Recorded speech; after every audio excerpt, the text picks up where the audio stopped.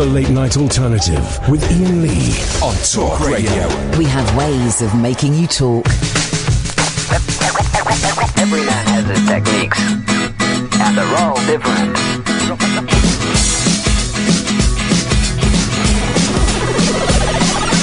They said you're not normal, why don't you sing R&B? I said I got no rhythm and I got no blues, I'm as happy as can be. They said how can you not bop to hip-hop? I said I most certainly do. Did you not see me dancing the other night like the girls on Channel U? Yeah, I can wind down low, be like the girls in the video, but for me that's much too slow because I prefer rock and roll. I say yeah, I can wind down low, dance like the girls in the videos, but for me that's a no-no because I prefer rock and roll, rock and roll. They say why'd you wear a shirt and tie? Now that's a bit bizarre. I said I like to look good when I go on stage, strumming my guitar. I like to sing my songs about real life things like good times and romance, and I prefer to do it in my skinny jeans and minuscule hot pants. Every man has his techniques, cause this baby got no back, and they're all different. Yeah, I can wind down low, be like the girls in the videos, but for me that's much too slow because I prefer rock and roll. I say yeah, I can wind down low, dance like the girls in the videos, but for me that's a no-no cause I prefer rock and roll, rock and roll, rock.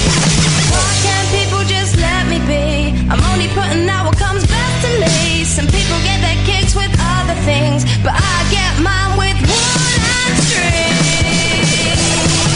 Yeah, I can wind down low, be like the girls in the videos, but for me that's much too slow because I prefer rock and roll. I say yeah, I can wind down low, dance like the girls in the videos, but for me that's a no-no cause I prefer rock and roll. Yeah, I can wind down low, be like the girls in the videos, but for me that's much too slow because I prefer rock and roll. I say yeah, I can wind down low, dance like the girls in the videos, but for me that's a no-no cause I prefer rock and roll, rock and There we go. roll. There we go. That's, dear listeners, how you start a show. You play a record. I believe the Periscope, if you're watching, isn't working. We'll come back to that at a later date. That will happen. Good evening, dear listener. Can I ask you a question, dear listener? You know, we had Tim Heidecker and Greg Turkington on the show. Can I ask you a question? Did it go out as a podcast, guys? Did it go out as a podcast? Because someone's just asked me, when is Tim Heidecker on the show? Well, he's been on the show. And then I'm scrolling through the show podcasts and I can't find it. The joy of working with children who are not invested in the show. Can you see it? I've got a rough... I'm looking back at the date you arranged to speak to him. Did you play it out on the same day? We played it out either the same day or the next day. Well, I'll find it tomorrow. Hey, the joy of working. Here's the thing, kids. If you're doing a job, invest a little bit of time in it instead of looking at funny cat videos on your telephone and sending out funny tweets when you're supposed to be producing a show. I don't know. Maybe produce the bloody show. Jesus, people, huh? Kids. Luckily, we've got an old woman producing the show this evening. You're 40, and your experience shows. Yep. And the lines. The grey hairs. From the look in your eyes, I can tell you're gonna cry. Is it over me? Oh, yes. 'Cause I love them and I leave them. Getting the whole thing? I'm going to turn off Periscope. Yeah, I'll tell do. you why, because it's caning my data, and we'll try and get that up and running in a little bit. It's Tuesday evening, guys. It's 6 minutes past 10. It really is. The late night alternative. A night when you can call in about absolutely anything you want. Otherwise, we will just sit here and we will chat about whatever you want. The phone number is 0344 499 1000. 0344 499 1000 is the telephone number. You call up, you speak to Sam. He will take your number and he will give you a call back. I'm going to try and draw on some of my experiences today to create a show. And today, not a lot's happened actually. Oh, I tell you what happened. My bin dog. I hate that dog. Because I'm getting fat. Okay, and I'm trying to lose weight, and I was up to about 16.6, then I was hovering around 15.6, now I'm hovering around 15 stone, okay, and I can't seem to get any lower than 15 stone, and I go up about to 15.3, then come back down. So, inspired by one of the callers that we had last week, I've upped my walking. I've been walking a lot. A couple of weeks you were off, Kath, I was walking up because my family were away as well, for a significant part of that, so I was walking a lot. And I'm enjoying it, and I've got loads of audio books. The new Chris Difford autobiography I've got, but he talks in a very soft, he's got a very soft voice. It's the kind of voice you want to listen to going to sleep, not when you're doing a power walk. It's a great book. We've got the physical book, we've got the audio book, and God damn it, we're going to have the man on the show this week. But he talks very much like that. You're kind of going, what? Huh? But it's good. I like the audiobooks when they're read by the author. I do. I was thinking, I'm still writing this book. Still trying to write a book, right? If you've ever written a book, can you give me a call, 0344 499 1000, and tell me how the bloody hell you did it, because it is hard work. I started it in May of last year, according to the dates on my Word document on my computer, and I've written 5 chapters, so that's about 10,000 words. Only another 70,000 to go. I've had an idea about that. Oh, yeah. Why don't you do it as an audiobook yourself? No, because to do an audiobook, you've got to have a book. Well, yeah, when you've written, I'd say, maybe 5 more chapters. Oh, jeez. I just don't think I'm going to do it. And then I send them to you, and you say very nice things about this. Here's the premise for the book, right? I think it's a good premise, even though every publisher in the country has rejected it. Yeah, but have you seen some of the stuff they do publish? Yeah, exactly. And this is a work of art. Need to get your bum out a bit more. It is, so each chapter, it's going to be like an autobiography, but it's not going to be like, I grew up in Slough and I went to Herschel Grammar School and who cares what school I want to? Who cares what school I went to? Who cares? So each chapter, because I've done hundreds of television programmes, many of them broadcast, many of them not broadcast, hundreds of them. So each chapter is going to be about a different television show. So there's I've written one about Mastermind, I've written one about The Weakest Link, I've written one about my sitcom debacle, The Persuasionists, wrote one about being on the Alan Titchmarsh show. I think that's it. That's it. I'm deliberately avoiding the big ones, Rise and the 11 o'clock show, because that will take ages. I got 1,600 words out of Alan Titchmarsh. I was only on it for 5 minutes. Anyway, so I'm writing that. And so when that does get, this is what I was thinking of the audiobook for that. The audiobook. You've got to write another 70,000 words and then get it published, you absolute nutcase. But what I was thinking for the audiobook is I can't be bothered to read a whole book aloud. So we could get a different listener to read each chapter. Yeah. That would work. Yeah. That would work. But then if I did do an audiobook, maybe we do 2 audiobooks, because I'd like to do one where I go off on tangents, because you'd be reading it and go, oh, that reminds me. Yeah. And then you'd go off and you'd go and tell stories and stuff. Now. Hello? Doug Stanhope book, I believe. And I couldn't listen to that. Yeah, I know, but Amy Poehler as well. Probably a better example, Amy Poehler. She got her friends to come in and contribute, like people that she'd mentioned in the book came in and she had a little chat with them. Oh, that might be a way. Well, but we're still, I'm not, you're confusing things, because I'm not concerned about the audiobook. I've got the audiobook sorted in my head. It's either a listener reading a different chapter each, or it's me reading it but then going off on tangents. That's covered. The bit that is not covered is the actual bloody book. It's the actual bloody book. And it's so boring sitting there writing. And I've written Well, I've written about half. So I've been writing it since May of last year, and I've written about 5,000 words in the last week, which is half of what I've written. But I'm bored. Bored of writing it. You don't want to read it. It's boring, guys. But I couldn't do one of those, because I got friends who are writers, and they say, well, let me write it, you know. I'll interview you, and you write. What's that? That feels so false to me, particularly as if I was going to get paid, you know, like a 50 grand publishing advance. Oh, yeah, maybe. But the fact that no one, literally every publisher in the country has turned this down, and I'm there just writing, thinking, what's the flipping point? Oh, Jesus. Meanwhile, I was on holiday and I saw someone reading Marnie Simpson's autobiography. I don't know who she is. Well, was she she was on Geordie Shore. Okay. And she must be about 22. Here's a tweet from John about losing weight. Right. Eat less, move more. Simples. Right. First of all, anyone that says the word simples is a knob, right? It just is. And secondly, it's not that simple. It isn't that simple. It isn't that simple for several reasons, right? One, because I'm on a medication, mirtazapine, that makes me fat. And two, it isn't that simple. It isn't that simple. And I feel bad because I think in the past I've made, similar pronouncements on people who are overweight or unhappy with their weight. And it turns out it isn't that simple, dude. But thanks for the input, John. I appreciate it. Andrew, Gatford, Jonathan, stay there. We'll come to you in a bit. 0344 499 1000. This is Talk Radio. The Late Night Alternative with Iain Lee. On air and off the leash. On Talk Radio.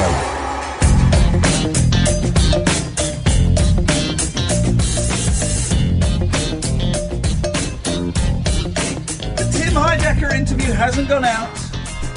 It will. It will go out. But the point of it is, he was on tour that week. That's why it should have gone out. I'm not working with her again. I can't work with her again if she's not going to do.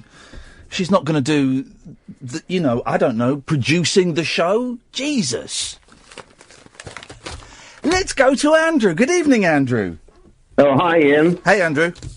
Now, you say you're writing a sort of autobiography. Well, why don't you make it a sort of like an audio-visual book?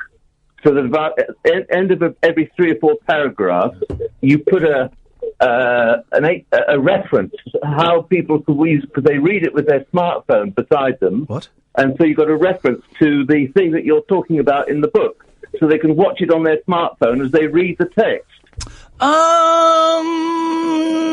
And then you can sort of add music, and you can add your. But then I might as well just make a film. Well, you are making a film, really. No, I'm not. It's a film about yourself. You're making a film. I'm making a book. Yeah, but it's a book. But you've got the facilities nowadays with modern technology to make it into a film as well. Nah. Double bubble. No, because one day our world will crumble, and the computers and the telephones and the iPads that we invest so much of. Let me finish a sentence. The computers and the iPads and that we invest so much of our life into will be dust, whereas books will still exist. Well, it'll still be a readable book, but if people want to have an enhanced experience, they can do the twiddle on their limited shelf life piece of technological twiddle. SH1, what you call it. What? And you've still got a book at the end of the day, but if people want an extra special experience, they can see you at work, doing your work on the TV. Well, they can just go on. They could just go on YouTube and look. Oh, but you know what people are like? They're lazy. If it's all written down in front of them, it's just easy peasy. But it won't. How will it be? Hang on. But what? I give them a web page to go to. Yeah, you don't give them a web page to go to. What? The web page is YouTube. Or every 3 or 4 paragraphs, you give them the reference. They can just tap it in. So they've still got to tap it in. So they might as well just go. They might as well just go do what I do. If I'm reading an autobiography, I'm reading the Chris Difford book, Some Fantastic Place. And what I'll do is when he mentions various songs, I'll go onto YouTube and I'll listen to them. Yeah, well, that's all right. We'll just write it down for people who aren't as clever as you. Well, no, but I think people know how to use search engines, Andrew. Okay, all right. Oh, it's just an idea. It's an idea. Have you ever written a book? Yes, I have, yes. Tell me about it, Andrew. It's an autobiography about my circumcision. It's called All Cut Up. An autobiography? A whole book about your circumcision? And the effect that it's had on my life, yeah. What effect has it had on your life, then? Well, it's turned me into a bit of a person who was unable to get sexual satisfaction because I didn't have any nerve endings in the end of my penis. Wowzers.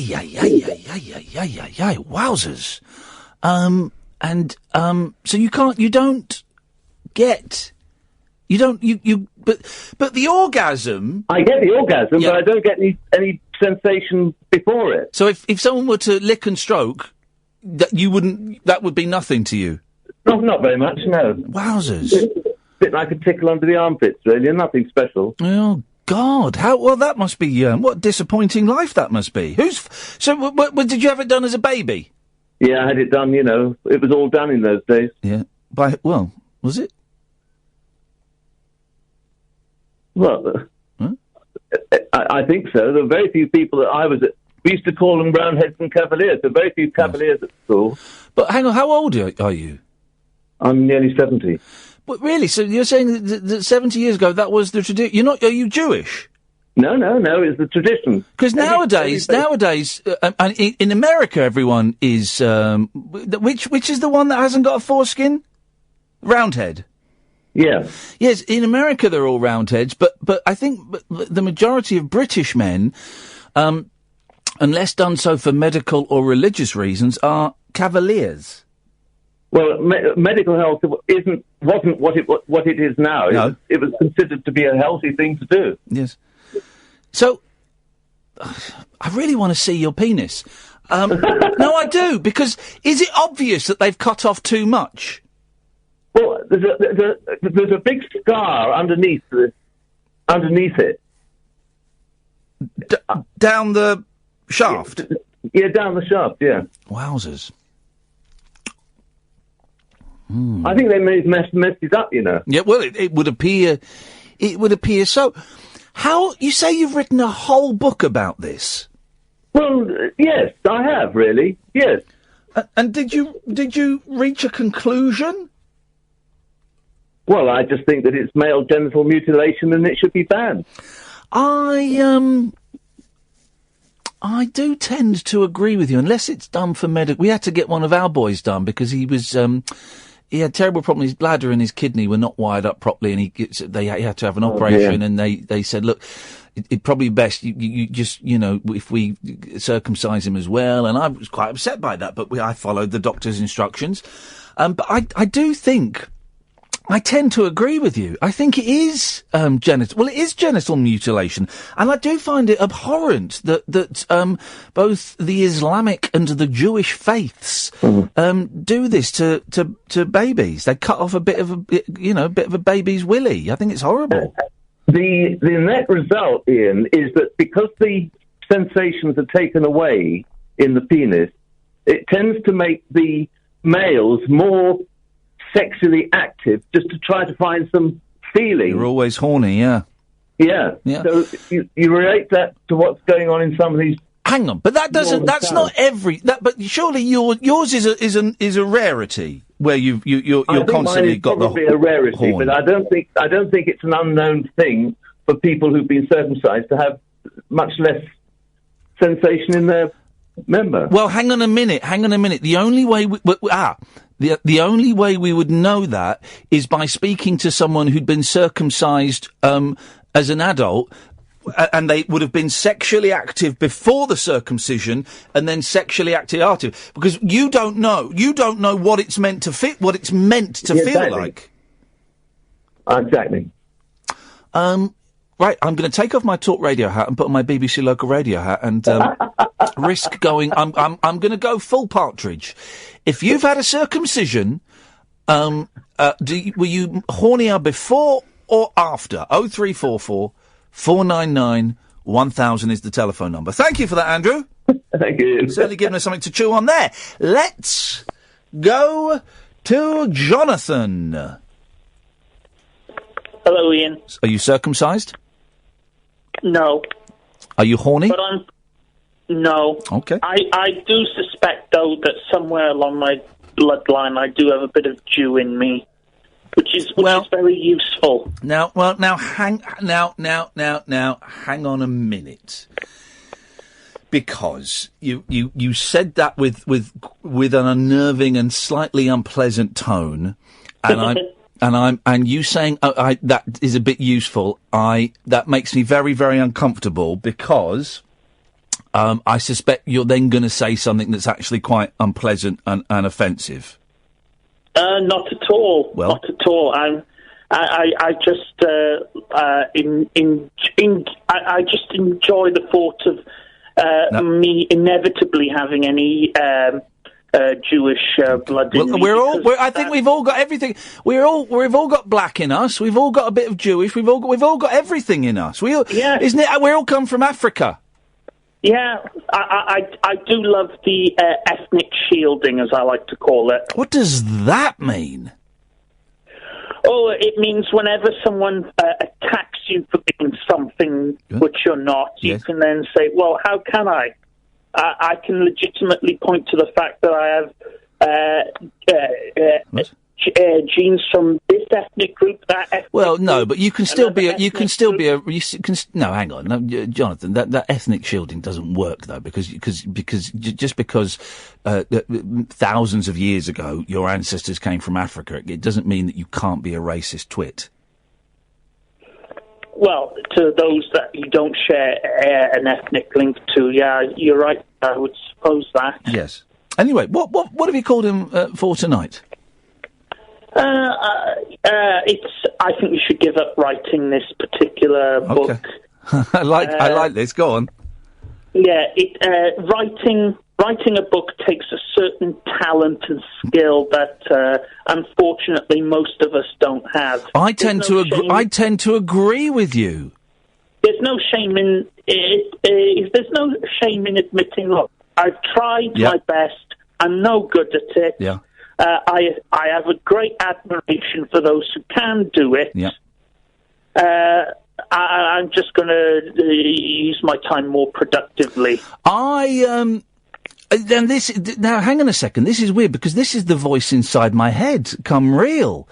Come true. Can you check see if the air conditioning's on? 'Cause it's bloody hot. This is the voice. Listen to the laughter. Yes. You're going to trust this voice? Yeah. This is even the laughter's the voice inside my head. It's incredible. Have you ever tried to write a book, Jonathan? Yes, I've tried a number of times, and I constantly get writer's block, and I've come to the conclusion that as much as I would love to be an author, I haven't got the talent or ability or the patience, and I have a great deal of respect for those who do. Yeah. But unfortunately, I don't. So I'm like one of these people who wishes they could be Pele, who wishes that they could be a successful professional footballer, but realizes, no, you're just another talentless bum. But I do enjoy watching those who do have the talent make it look easy. Yes. Okay. Well, thanks for that, Jonathan. No problem. No problem at all. Thank you very much indeed. I tend to... it's boiling in it. I tend to agree with him. That is the voice when I'm sat at the kitchen table or in Costa, thinking, right, what I'm going to write now. That's the voice I hear. You know, that's the voice that Matt Haig hears as well. Yeah, but he's Except he pushes through it. Yeah, but he's a really talented author. Yeah, but the voice tells him that he's not. And you can write, so just wait until the muse comes back. Oh, dear. I don't know. I just don't know if I can be bothered. All right, well, that's how you feel today. That's the thing. It's such a faff. It's not easy. It's such a faff. It's not easy. It really, really is. 0344 499 1000. Been sent a story. Let's have a little look at this. The headline is, Woman trapped in window while trying to retrieve poo. Yeah. I didn't fully read this, but I'm smelling some poo, and it belongs to a bull.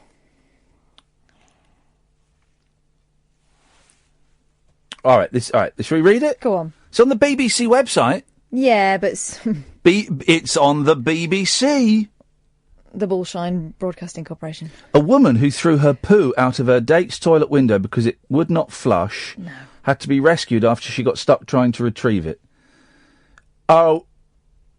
The amateur gymnast was on a first date with Bristol student Liam Smith when she panicked Find him. Liam Smith, Bristol student. Find him. When she panicked and threw the faeces out of the window. It did not land in the garden, but become wedged between two non-opening windows.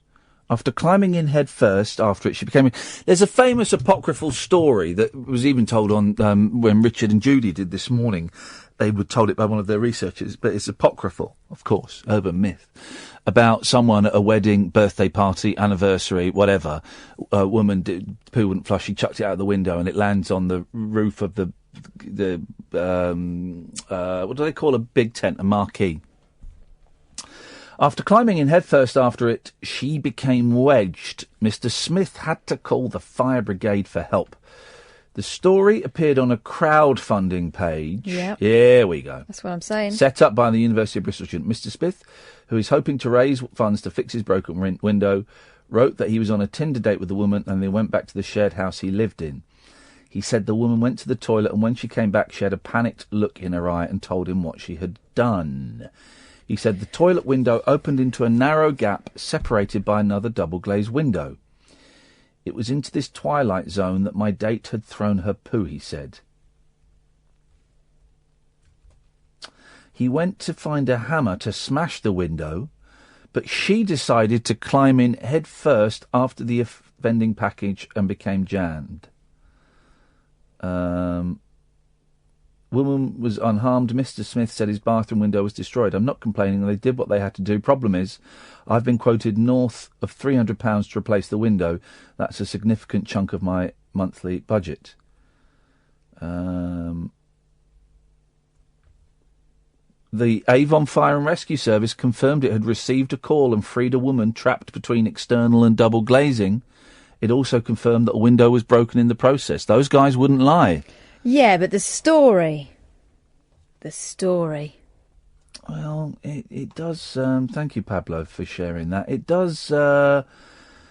does make you think, doesn't it? It does make you think.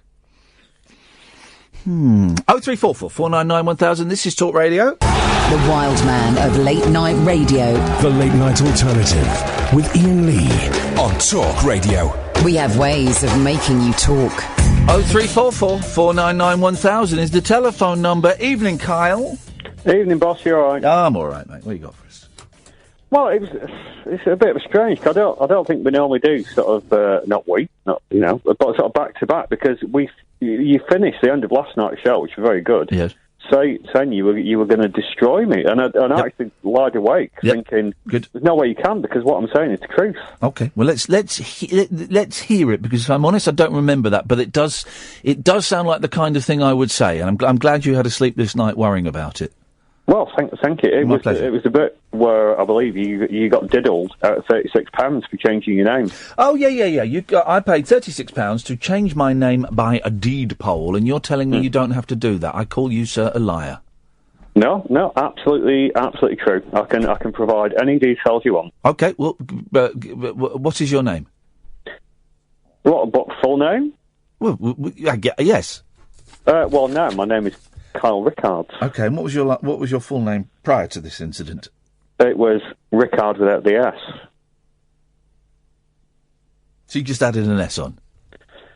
Well, I did, but it was only because I went back through loads of, some family memory, somehow I found out that you should have had an S on. Right. And I always thought you found out it should have... So an S dropped off your name at some point?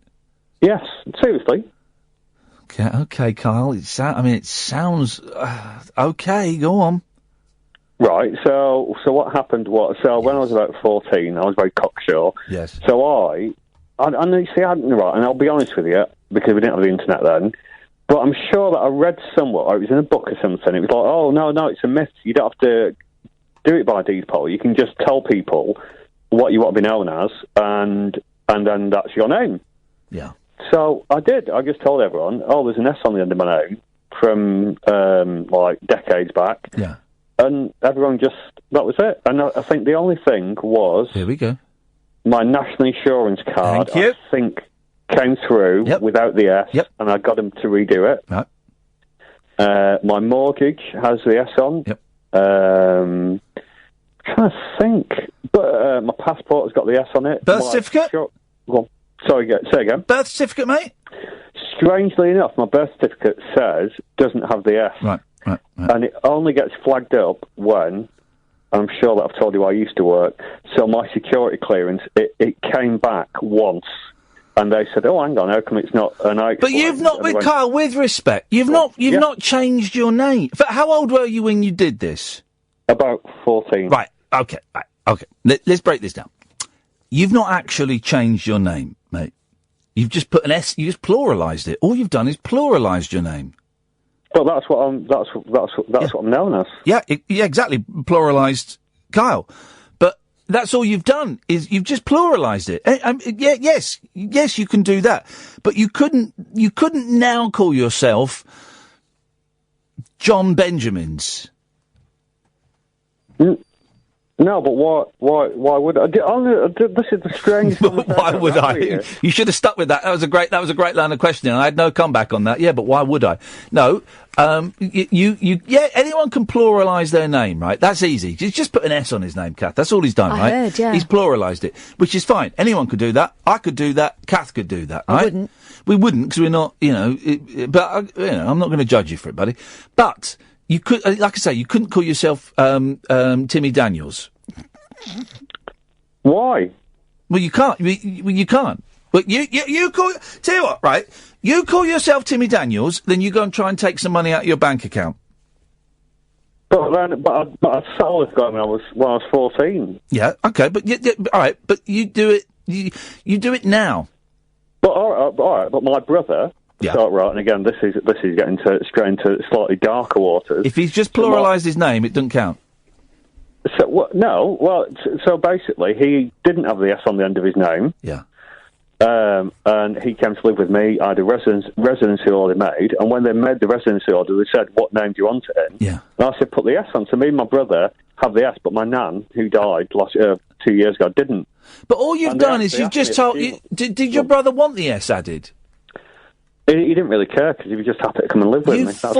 So you said your brother could come and live with you, only if he pluralised his name. What? Well, he wasn't quite like that. What sick mind is this at work? You'd make a good supervillain in the Batman television series. What, just by putting that? Well, the strange thing was, and I didn't know this till years after the event. The pluraliser. The pluraliser. But the strange, and I didn't know this genuinely for many years after, is Keith Richards did exactly the same thing. So if you look at any of the Mick and Keith the Stones records, he put they're all credited without the S, and about 88, 89, about the same time, he put the S on. Now, I didn't do it for that reason because I wasn't like still not a massive Stones fan. They're rubbish. The Rolling Stones are honestly, they're like Elvis. 5 good songs, and that is it. They are absolute.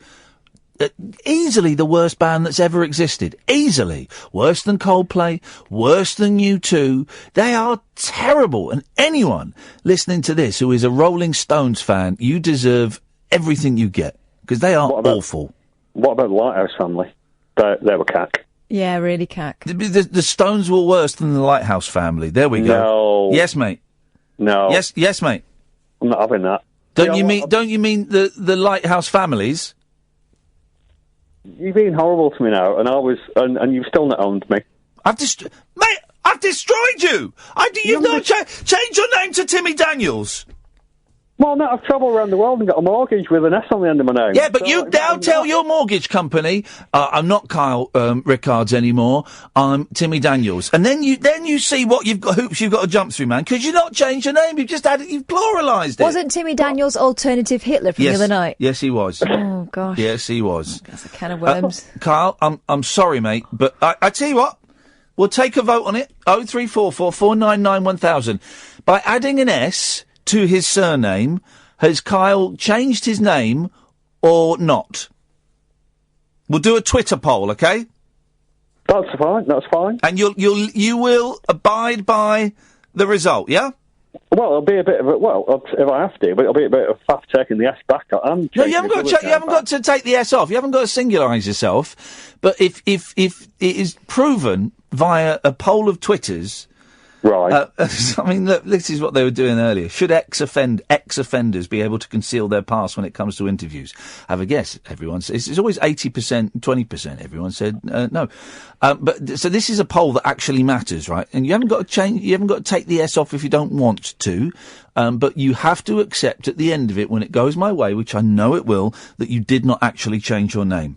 But I know what your listeners like. I've met some of them as well. Oh, mate, right? so you're slagging off the listeners now. Wow. And they will clearly say, no, it's Rick about the S, and I have to revert back to my 1974 existence. Yeah, can't. Well, that was never an option, but this is what he wants to do. So there's something very, very deep going on there. I'll set up a Twitter poll. That'll solve it. 03444991000. Follow me on Twitter at Iain Lee. This is Talk Radio. The Late Night Alternative with Iain Lee on Talk Radio. We'll get you talking. 03444991000. I've set up a Twitter poll there. These are the Twitter polls that really count. You can call in about anything. We've talked about changing names. We've talked about all coming from Africa. We talked about writing books. Very busy first hour of the show. Let's go to Davey. Good evening, Davey. Good evening, sir. How are we? Good, thank you, boss. Yes, initially I'll start off by apologising to you. Yes. For last week, you were talking about band members when the bands disbanded. Where are they now? And I got the wrong thread of it. Uh-oh. And that was when I came out with the music that transcends the decades. Oh, yes, music. Yes, you did. Yeah. Absolute pudding. Yes, I know. I got that. I was listening to... Delete your account. You, but I sort of... Anyway. What I wanted to... So I apologise to you for that. Apology is accepted, sir. Okay. You're talking about you're having sort of difficulties going through your book. Oh, man, it's such hard work sitting down and writing. It's just... And I don't know why it's hard. It's the motivation, I guess, is the thing, and the doing of it. Yes, that's it. Is that not because you're doing it yourself and there's not a second set of eyes to oversee what you're saying? Well, no. When I've typed a chapter, I send it off to Kath, and I don't send her anything until I've written a chapter. Right. Okay. But then Kath knows you very, very well. Yes. Which, in instance, is a very, very good thing, because there will be elements to it where she'll probably be able to say to you, Iain, that's not a good idea. Yeah. This isn't a great idea. This one, maybe expand on this element. Expansion. Maybe expand on that element. Yep. Right? Yeah. I've got the 3 names of the authors in front of me who you probably won't have heard of. No. However, the interview you had a few weeks ago with Mr. David Hamilton. Yes. He, in his early formative years, done work with a very niche sport in Britain called Speedway. Yes. Now, 2 of these authors are very profound and prolific authors in the art of Speedway. However, they've done autobiographies. They've also done sort of diary, if you like, books of a whole season of Speedway, yes, but in their own style. Right. Perhaps if I gave you the name of these guys, they could give you an oversight of what you're doing and what you're trying to do. Hang on. What do you mean? Hang on. What do you mean they could give me an oversight? Well, they would see it impartially. Whereas, hang on a minute. I can't write to 2 blokes that have written a Speedway book and said, can you have a look at my book about working in telly? Autobiographies I've done as well. All right. But the thing is, right, it's not, because what I've written is, I think it's all right. I think it's funny. It's certainly honest, and it needs a bit of editing. I know it needs editing, right, and tidying up, and a couple of bits don't link on. I know all that, but I want to get the 70, 80,000 words that you've got to write down, and then me and Kath will kind of, we'll tidy it up and edit it and stuff like that. So that's the thing. It's just the act of I've got about 10,000 words, another 70,000 to go.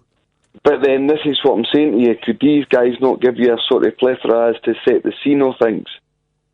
Or is it just, do you want to just warts and all? I want it warts.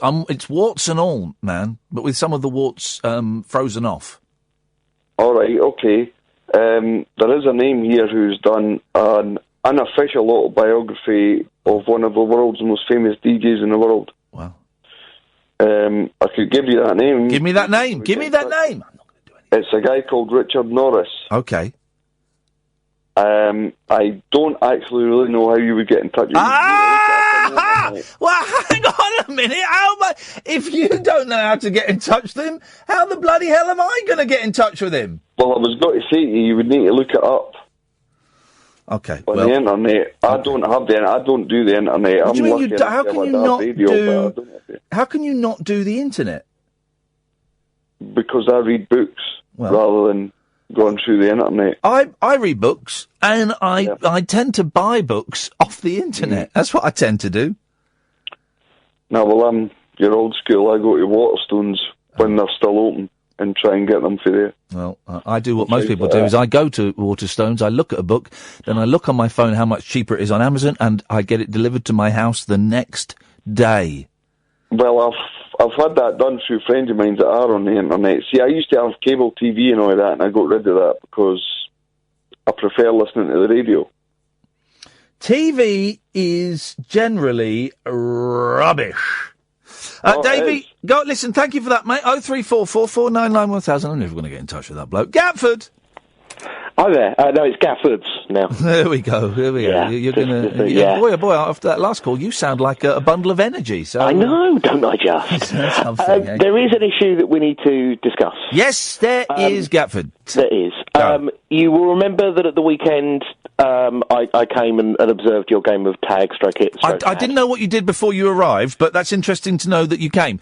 Yes. And then you observed our game of tag. Yes, you did. I did, but the reason being that I am otherwise unable. It felt a bit like, with those who don't know, we played tag in Hyde Park, about 50 people turned up, and Gatford sat there. Now, for those who don't know, Gatford, you're a big lad and you got a beard, right? Yeah. And it felt a bit like you were King Henry VIII and we were your court jesters running around for your amusement. It pretty much did feel like that for me too. Also felt a bit like a sex offender watching us. Well, no. Not so much. Okay. Because I'm not. Well, just to make that I'm not, and for legal reasons, I'm not saying you are a sex offender. Interesting. I'm saying it felt like you were a sex offender watching us. Now, it's interesting you bring up legal reasons. Uh-oh. Because you remember that I was wearing a rather large boot on my left foot. I do remember that, which I've seen lots of people wearing these giant plastic boots at the moment. Well, the boot in question that you mentioned, today has broken. Right. Do I sue you? Yes. Talk Radio, Hyde Park, or the racist behind us? Well, I think Gatford. I'm glad you told us this. Yeah. Because actually, I think I have good grounds upon which to sue you. Pourquoi? I shall tell you. I'm going to speak slowly while I just work it out in my head. Okay. I have good grounds to sue you because you say the shoe got damaged today. Yes. Whilst I was walking up the stairs at work. Yeah.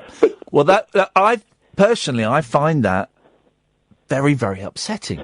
That a fellow human being who is disabled because you've only got 9 toes. Well, yeah, but I don't have a blue badge. No, and that is another wrong that needs to be righted. That a fellow human being like you could suffer so much. Now, you brought your suffering and misery to the event on Sunday and you infected us all. You touched us all. That's not true. I did not bundle. With your sad life and your misery, and you really brought a downer on the day. And I know was invited though. No, you phoned up and said you were going to come, and I said don't come. Kind of said that everyone was invited, and I kind of said to you, kind of said to you, don't come. Not those words. Yeah, it was almost exactly those words of you said I'm going to come, and I said I don't want you to come. This is not quite. It's pretty much exactly what I said, but we're arguing over kind of little tell you what, things. Yes, sir. Let's mediate. You send me a cheque for 20 grand. I'll send you a cheque for 20 grand. We'll call the whole thing off. You send the cheque first, yeah? Well, no, Thanks very much for calling, Gatford. Let's go to Dennis. Good evening, Ian. Oh, he sounds younger every single day. Can I depolarise my name from Brooks to Brooke? You're going to depolarise your name? Yeah. Okay. Yes, you can. You can just do that. The thing is, you're such a good talker. Yeah. Why don't you record with your talking and then write it down afterwards? I thought about that. That's the best way. I did think about that. So when you start talking about things, you think of things you've never thought of before. Do you know what? I did think, but then you've still got to type it.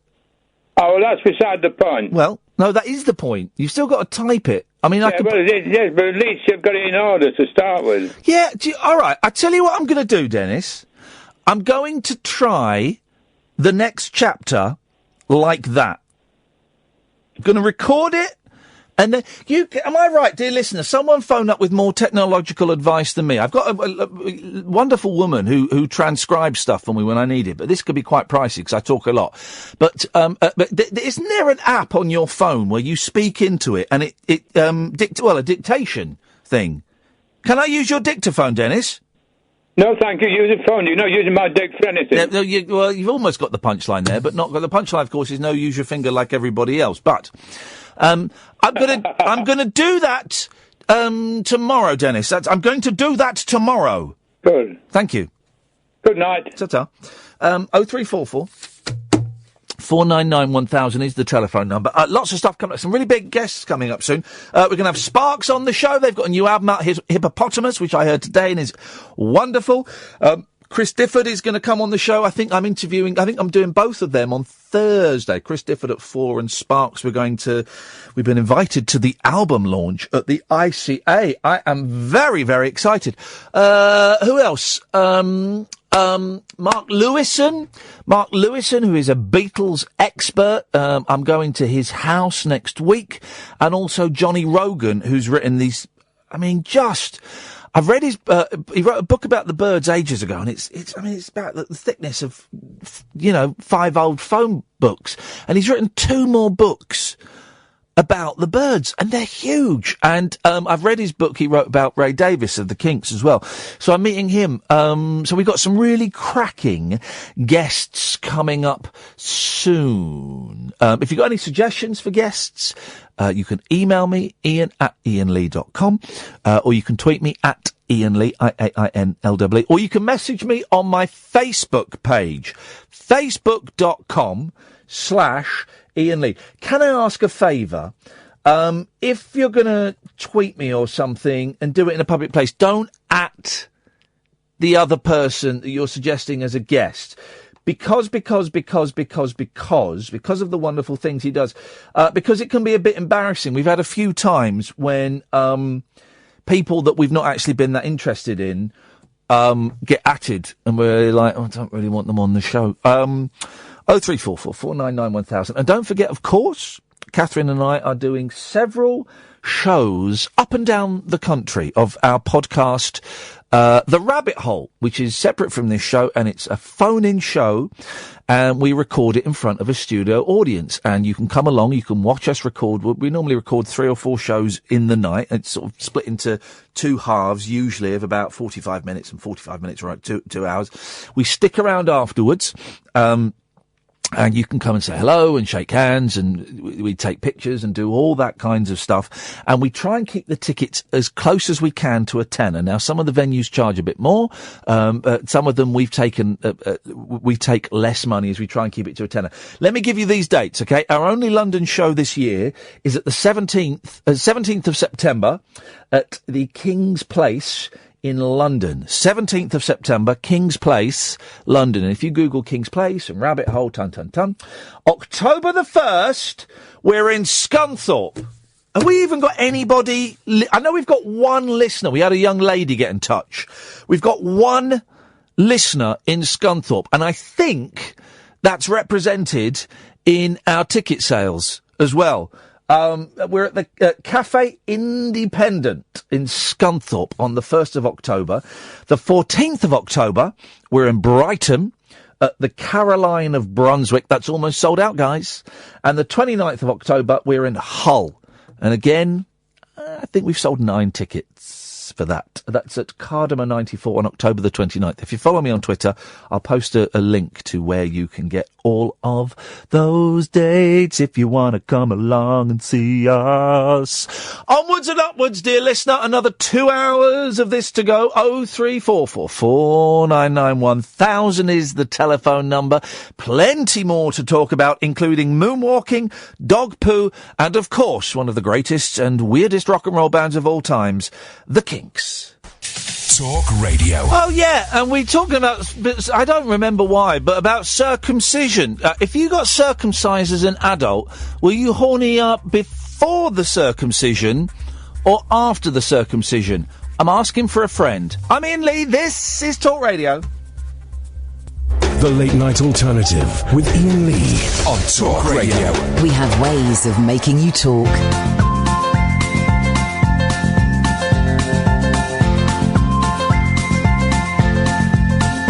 There's a voice that keeps on calling me.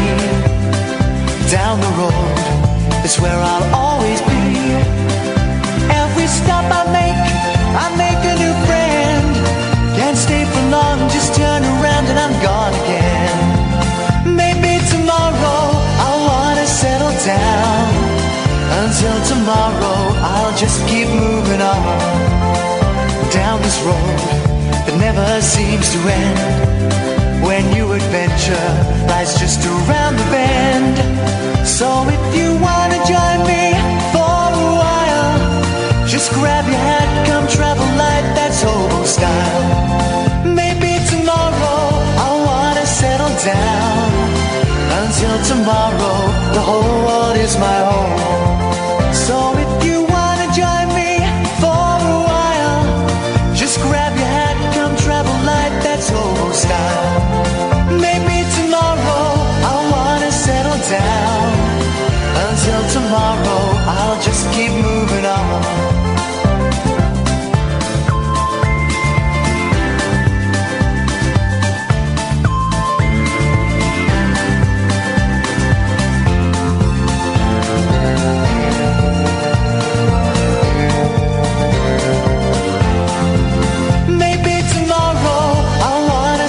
Down. Until tomorrow, I'll just keep moving on. There's a world that's waiting to unfold, a brand new tale no one has ever told. We've journeyed far, but you know it won't be long. We're almost there and we paid our fare with a hobo song. Maybe tomorrow I'll wanna settle down. Until tomorrow, I'll just keep moving on. So if you wanna join me for a while, just grab your hat, come travel light, that's hobo style. Maybe tomorrow, I'll find what I call home.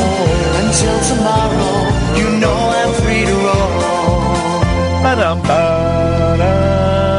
Jazz chord at the... Jazz is the one thing I can't get, and I wonder if it's an age thing. I wonder if when I get older, I'll dig jazz. I've not really had time to sit... I've got a load of new CDs and albums. I say new.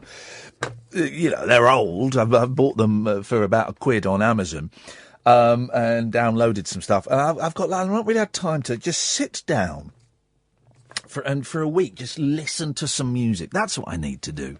That's what I need to do, dear listener, is to sit down and just listen to a shed load of music. That would sort things out. But jazz is jazz and reggae. I'm never going to get into reggae, but maybe, you know, jazz, I think I could perhaps grow into it. Become an old, boring jazz fart. Imagine that. Man alive. 0344 499 1000 is the telephone number if you want to give us a call. Lots we've talked about so far this evening, including circumcisions. Do they make you horny? Not the thought of them, but after you'd had one, were you hornier before or after? Because we had a caller, Andrew, who was saying that he'd lost sensation in the end of his penis because of his circumcision, but he was circumcised as a baby, so he doesn't know how sensitive a man's penis is meant to be. I mean, yeah.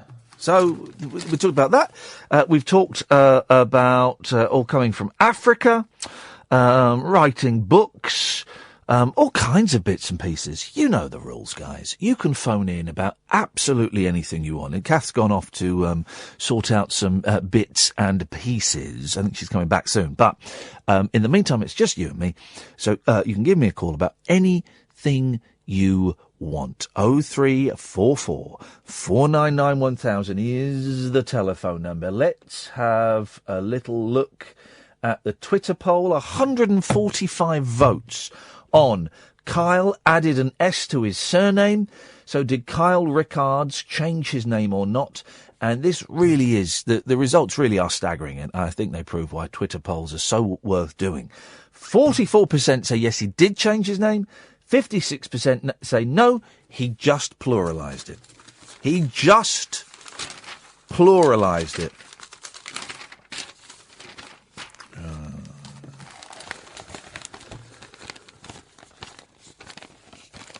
I like the Kinks a lot. I'm fascinated by the Kinks, and I keep going back to the Kinks, even though I've got to say the Kinks have got the biggest hit to miss or miss to hit ratio than any other band. Certainly more than the Beatles. I would suggest more than the Who, although the Who have only ever released about 12 albums, I think. The Beach Boys, yeah, probably more than the Beach Boys. And by miss to hit ratio, what I mean is bad stuff compared to good stuff, because there are albums, Kinks albums, several of them, that are just unlistenable. Have you guys tried listening to Village Green Preservation Acts 1 and 2? I'm not talking about the Village Green Preservation Society. I'm talking Preservation Acts 1 and 2. Have you listened to the album Soap Opera? I remember getting that on cassette from Slough Library when I was about 14 years old and listening to it and thinking, I should like it because it's the Kinks, but it's awful. It's awful. But I find them fascinating as a band. I mean, really, really fascinating. Sir Ray Davies has revealed, I mean, and I love watching them. And I love reading about them. I got this Uncut magazine special that just critiques every album they ever did, and then there's loads of interviews from those periods. Oh, it's a wonderful read. I dived into that. I dived into it so much that I then bought one about Fleetwood Mac and one about The Who. So I'm about to go through a very big The Who thing, guys, and for that I can only apologise. So Ray Davies, who I've interviewed, I used to live near Ray Davies. I saw him coming out of Snappy Snaps once. So Ray Davies has revealed, according to this in the Mirror, he nearly... Oh, by the way, follow Dave Davis, the guitarist and brilliant songwriter as well, from the Kinks. I was watching... I was showing Kath the Kinks live at the BBC, 1971, playing Victoria. Victoria, my favourite Kinks song, one of my favourite songs of all time. It's a brilliant, really ragged version. And they've got a brass section that just elevate it to a magnificent level. And it cuts to Dave Davis's guitar solo, and I said, yep, and almost 50 years later, that gentleman was on Twitter complaining that he can't buy any comfortable pants. And it's true. He's on Twitter going, why can't I get any comfortable pants? They always itch me balls, is what he was saying. 0344 499 1000. Sir Ray Davies has revealed he nearly gave up music to be a painter after his first marriage broke up. Wowzers. I've interviewed Ray Davies. I think I've told this story many, many times. I'm quite happy to tell it again in the absence of any telephone calls. He came in and it was about, he was doing, I think it was the Collaborations album. As far as my interviews go, I like to think I'm quite good at them. This was not a particularly good interview because I was really, really nervous. Really nervous because I was sat opposite Ray Davies, one of my absolute heroes. And that line, never meet your heroes, it can be true, you know, and I knew that Ray Davies can be a prickly old pear. Yeah? He can be a very grumpy gentleman. And I've heard him hang up in the middle of a telephone interview. I've heard him on interviews saying, I don't want to talk about that. And I just, you want, when you meet your heroes, as I've had the honour to do more times than is fair, you want them to like you. And, part of me wants them to go, hey, there's something cool about this guy. I kind of identify with him. There's something about this guy. I want to be friends with him. You don't want them to go, yeah, this is rubbish, I'm walking out. And so Ray Davies came in, it was when I was at a music radio station, and a big entourage. And the entourage said, right, you can't talk about the Kinks, you can only talk about the new album. Now, considering the new album was him doing Kinks songs with other people, the best track on there, Better Things with him and Bruce Springsteen. Worst track, Mumford and Son doing one of the songs, whatever that was. So considering they were Kinks songs, but we're told you're not allowed to talk about the Kinks. Jeez. Okay. Very stilted opening of the interview. So, Ray, tell me about the new album. How does it work? Do you just have Bruce Springsteen's phone number and you phone him up? And getting very, very dry answers. And then we had to stop because there was a problem with the microphone, or I don't know what it was. And while it had stopped, I said, oh, but by the way, do you still live in Muswell Hill? Because I live up there. He said, oh yeah, where do you live? I said, oh, I live on Colney Hatch. Well, I live on Colney Hatch Lane, and we're just going to move around the corner to Muswell Avenue. And as soon as I said that, oh, we were best friends for the next 20 minutes. I mean, he doesn't send me a Christmas card anymore, but we were great. And he was chatting, and he softened up incredibly, and I was allowed to ask him absolutely anything I wanted. Oh, it was a joy. It was a joy. Remind me to tell you about some of the difficult interviews I've done. I'm more than happy to dish the dirt there. 0344 499 1000. So Ray Davies has revealed he nearly gave up there. Sorry, I will read this story in a second. There was another tweet that Dave Davies did. Dave Davies got locked out of his Instagram account for pretending to be Dave Davies. And he was on Twitter going, but I am Dave Davies.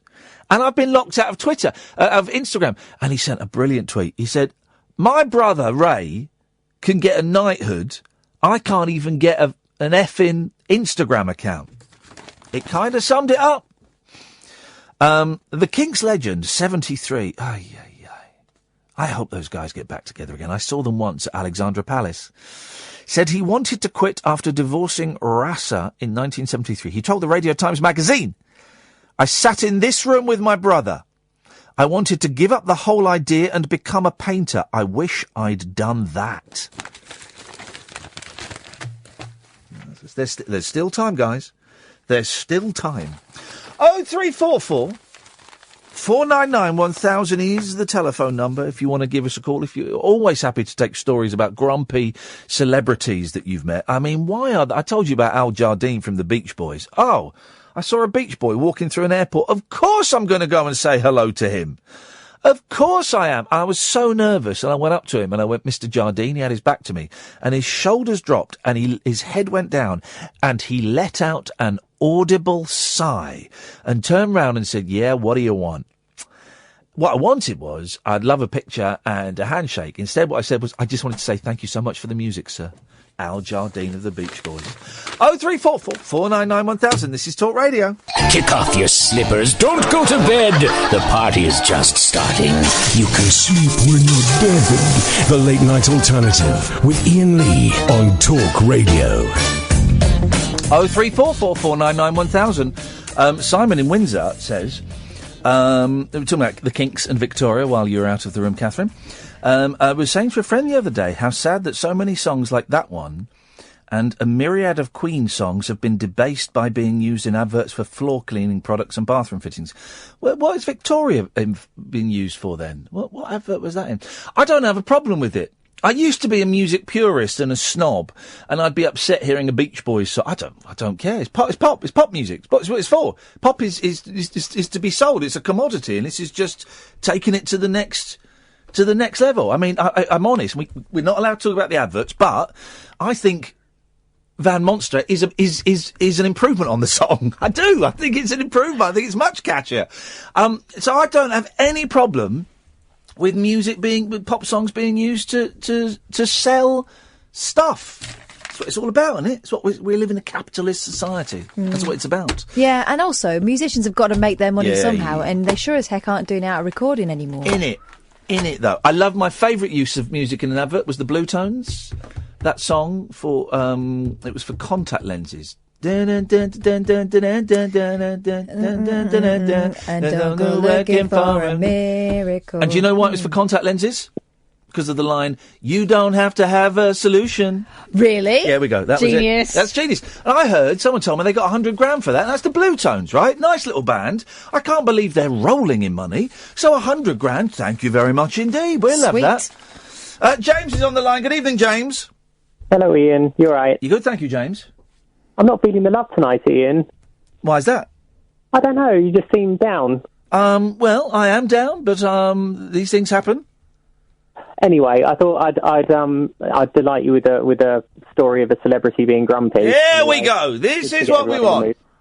Well, I went to Broadway to see Al Pacino on stage because I love Al Pacino. Ladies and gentlemen, the grumpiest of all celebrities. Would you like my Al Pacino impression? Yeah, go on. Hoo-ha! There we go, you see. Well done. Hoo-ha! Hoo-ha! So I went all the way to Broadway to see him, and I thought, because I didn't have much to do before the performance, I thought I'd kind of hang around outside the theatre to see, you know, if he'd turn up or anything. Yeah, of course. Cheeky autograph. And so he turned up in a massive limo. Yeah. Looking like he'd just woken up, really. Yeah. And all I could find was a kind of scraggly ballpoint pen that I had in my bag. I wasn't really prepared for it. I thought, you know, it would should have stopped off at the Smiths and bought some Sharpies. I should have had a Sharpie run. You always buy you have two Sharpies. You have your main Sharpie and a backup. Just in case they walk away. Just in case they walk away with the Sharpie, which they will do, because it's an expensive pen, and Al Pacino didn't become a millionaire by buying his own Sharpies. But then, supposing he walks away, and then Ted Danson walks by, what are you going to... You need that backup Sharpie, James, every single time, buddy. Should have had one, at least. No. So I had my ballpoint pen, and I had a programme from the night before, because they're kind of free with the theatre in Broadway. So you really are tight. I had a programme from the night before because they're free. They were giving them away, but tickets were about $175, so, you know, it's kind of justified. Yeah. So I walked up to him. There were about 3 people behind me in the queue, you know, professional autograph hunters with their Scarface posters and Sharpies.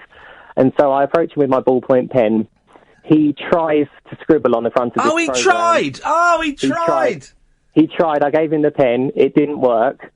He threw the pen at my head and said, "Doesn't work," and marched straight into the theatre with the hump. But no, all these peed off fans behind me. Screw those losers. You've got something better than an autograph, though. You've got an Al Pacino story. You've got an Al Pacino story. And possibly a little dent in your head. Yeah, Al Pacino chucked a pen at you. That's beautiful. That was quite depressing, but afterwards he was lovely, so he must have taken... You know, you must have had a few glasses of coffee or something stronger. What, you saw him again afterwards? He came out afterwards. I ran out because that was no, that wasn't the time. Because every time I've gone to Broadway, something magical's happened. The last time I saw Tom Hanks, it's the home of dreams. It is. It really is, and it was on 34th Street where the miracle happened, and that was my kind of calamity story. But afterwards, he was lovely, and he did sign it with a Sharpie. So I've got this program signed with a Sharpie. And there's a big hole next to it where he tried earlier. Wowzers. And did he say, "Hey, you're the kid with the broken biro next time"? No, he didn't recognise me. No. I think I did my hair a bit differently. But no, he was lovely the second time. It would be the hair. That kind of redeemed this a little bit. Well, James, thank you very much indeed. You've met Hollywood royalty and you've had a pen chucked at your head. If any celebrity has ever chucked a projectile at you, dear listener, then I'm always happy to hear those stories. I've had celebrity throw a lot of stuff at me. Who? You. Pens, paper. That's a paperclip there. These things happen, Catherine. These things happen. James picks up on the point. I'm not feeling particularly great today. I kind of started thinking last night. And what I'm trying to do, this is what I'm trying to do now, is I'm trying to not go on Twitter and say, I'll kill myself, so miserable. I'm trying not to, because what purpose does that serve? So instead I text it to you. Mm-hmm. which must be boring for you. No. And, but yeah, just today I've just felt lousy. And the thing that I've been doing recently when I've been feeling lousy is out walking. This is what I was going to say earlier on. This is what I was going to say. I started this and I don't know why I didn't finish this an hour ago. So I'm taking the dog out walking, and I took the dog out walking today, and I could tell there was something on her mind, because she was a reluctant walker in that she was, instead of running off on the lead as she does and pulling, she was walking to heel. She's not trained to walk to heel. She's just a mutt, right? And I thought, this is a reluctant walker. But then what I do is cross a very busy road and go into a field, and walk a bit into the field, take her off the lead, and she runs off, she always stays in sight, and she'll kind of hang back and then run towards me and all this stuff. And, today I lost her. I lost the dog. I got her back. Punchline to the story there was I got her back eventually. But she was gone for about 20 minutes. And after about 10 minutes, she came out. It's like, and the thing is, it's like this field, and then then there's some woods, and then there's an entrance to Windsor Great Park, which is great and massive, right? But it involves I was in sort of 4 areas where you can't see what's going on. Could she have got into the park from? Yeah. Oh, yeah, totally. But if I'd have gone into, my fear was she'd run back towards the main road. Yeah. And oh, jeez. My fear and my dream at the same time. But after 10 minutes, she came out of the woods, like, quite some distance. I went, what are you doing? What are you doing? I'm coming, right? And I then put on my headphones and looked down turned my phone on. As I looked up, she'd gone again. I thought, oh, Jesus. And I was calling her and got 10 minutes the second time, and the panic was rising. And I texted my wife saying, I don't know where you are, but I need you to come here because I've lost the dog. And she could have gone off in any direction. So I need another pair of eyes. And then she just turned up again. She just came out of the woods. Little sod. Could you, I mean, I'm not a dog. I've never had a dog. No. Could you attach like a red balloon to her? What, so she floats? No, so that you know where she is at all times. Well, no, but she went into undergrowth. She went into brush. She was in brush. You couldn't see her. I couldn't get in there. I think that what she was doing when she was hanging back was plotting. Oh, I think she was. Yeah. But then she came out and she had blood on her ear. Oh dear. So it's all right. Was she? What's I don't know. I don't know. She's a dog. I can't go. What was there? Were there teeth marks? I don't know. But I'm glad she got bitten or injured. She deserved it. She was running through a lot of barbed wire, so it may have been that. Yeah. It's that panic rising up. It's similar to when a kid disappears. Your child disappears for a minute, but it was certainly a much slower build. It was like it got to 5-6 minutes, and I started thinking, oh Jesus. Oh, yeah, man, alive. What are we going to do? So I didn't have, so that was what I did to cheer me up, was lose the dog and have panic rising up. That was my cheer me up. So I went back, it just felt miserable. So I felt miserable all day, really miserable. I know, don't worry guys, because, we're not going to, the miserable shows have come and gone, and now the Giggle Factory is open. But there's only so much faking I can do, and today I feel like I nearly didn't, this morning I nearly phoned up and said, I can't come in. But maybe I should have done that. Maybe I'll do that for the rest of the week. I don't know. But so I've turned Periscope off because I have a little deal with myself where I only have Periscope on if I'm feeling good and I feel lousy. So Periscope is turned off. We have another hour and a half to go, dear listener. So I hope you don't mind me sharing that little indulgence with you.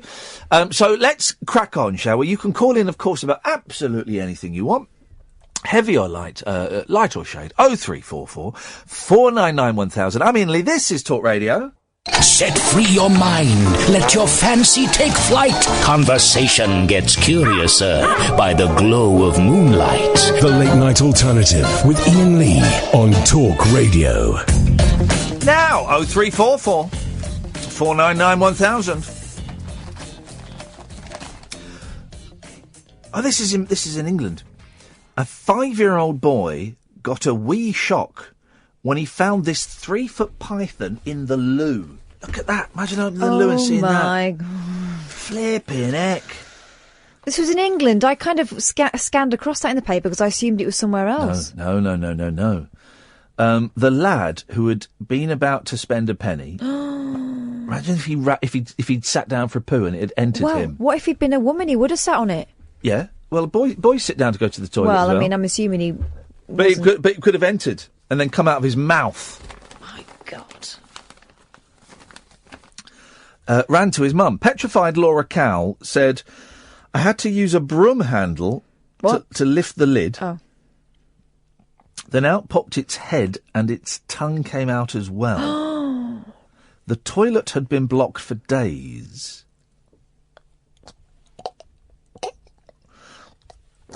But she did not know why.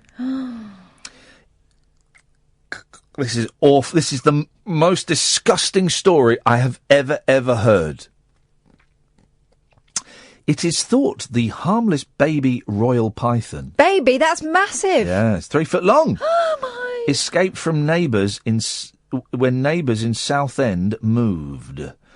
Rob Yeldham, who owns pet shop Scales and Fangs, removed it with a hook.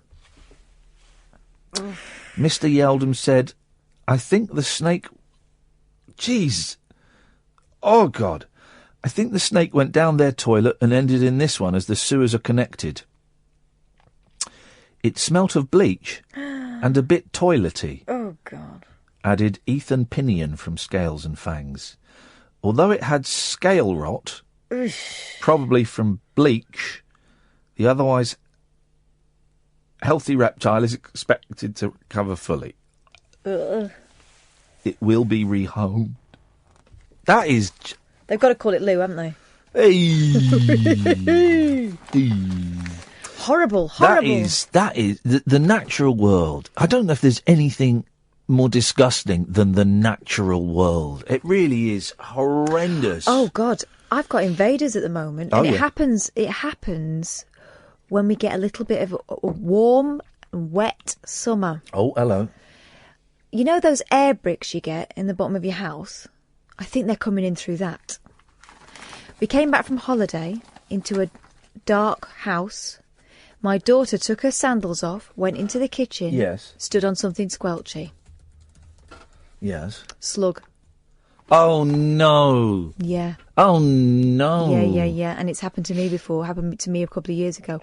I've got a really horrible feeling they're coming in through the air blocks. Aye. Horrible. We had a big slug in the kitchen the other day. I don't know how it got there. Well, I haven't got a cat or a dog, so they're not coming in Yeah. off that. And we hadn't been there for 2 weeks. Good God. Here we go. There's a bloke who sends the most... I'm sure he's well-meaning, but he sends the most obtuse tweets. I never understand what he's saying. I know what he's saying here. Ian, you appeared a bit iffy tonight. Not my bus, but rude to Kath, and then cut off Perry at 11 o'clock. Wasn't rude to me. I wasn't rude. I wasn't rude to her. It isn't your bus, so get off. Get off the bus. Yes, I stopped Periscope at 11 o'clock, so I didn't feel very well. We bemoan on this show the great British streaker. We don't get streakers anymore, and I miss streakers. I miss bobbies, putting helmets over helmets and bosoms. And bosoms. I miss that. We used to do it a lot. We don't do it now. Have you ever streaked? I've stroked. I've never straked. Never straked. I've certainly stroked. And this is the rock group Elbow. All right. Rocker Guy Garvey. I wouldn't call him... He's not really a he's not rocker, is he? I like Elbow, and guys, I've interviewed Guy a couple of times. He's such a nice bloke, as you'd imagine. What would you call it? It's adult orientated pop, isn't it? AOP? Wow, you've created a new... AOP.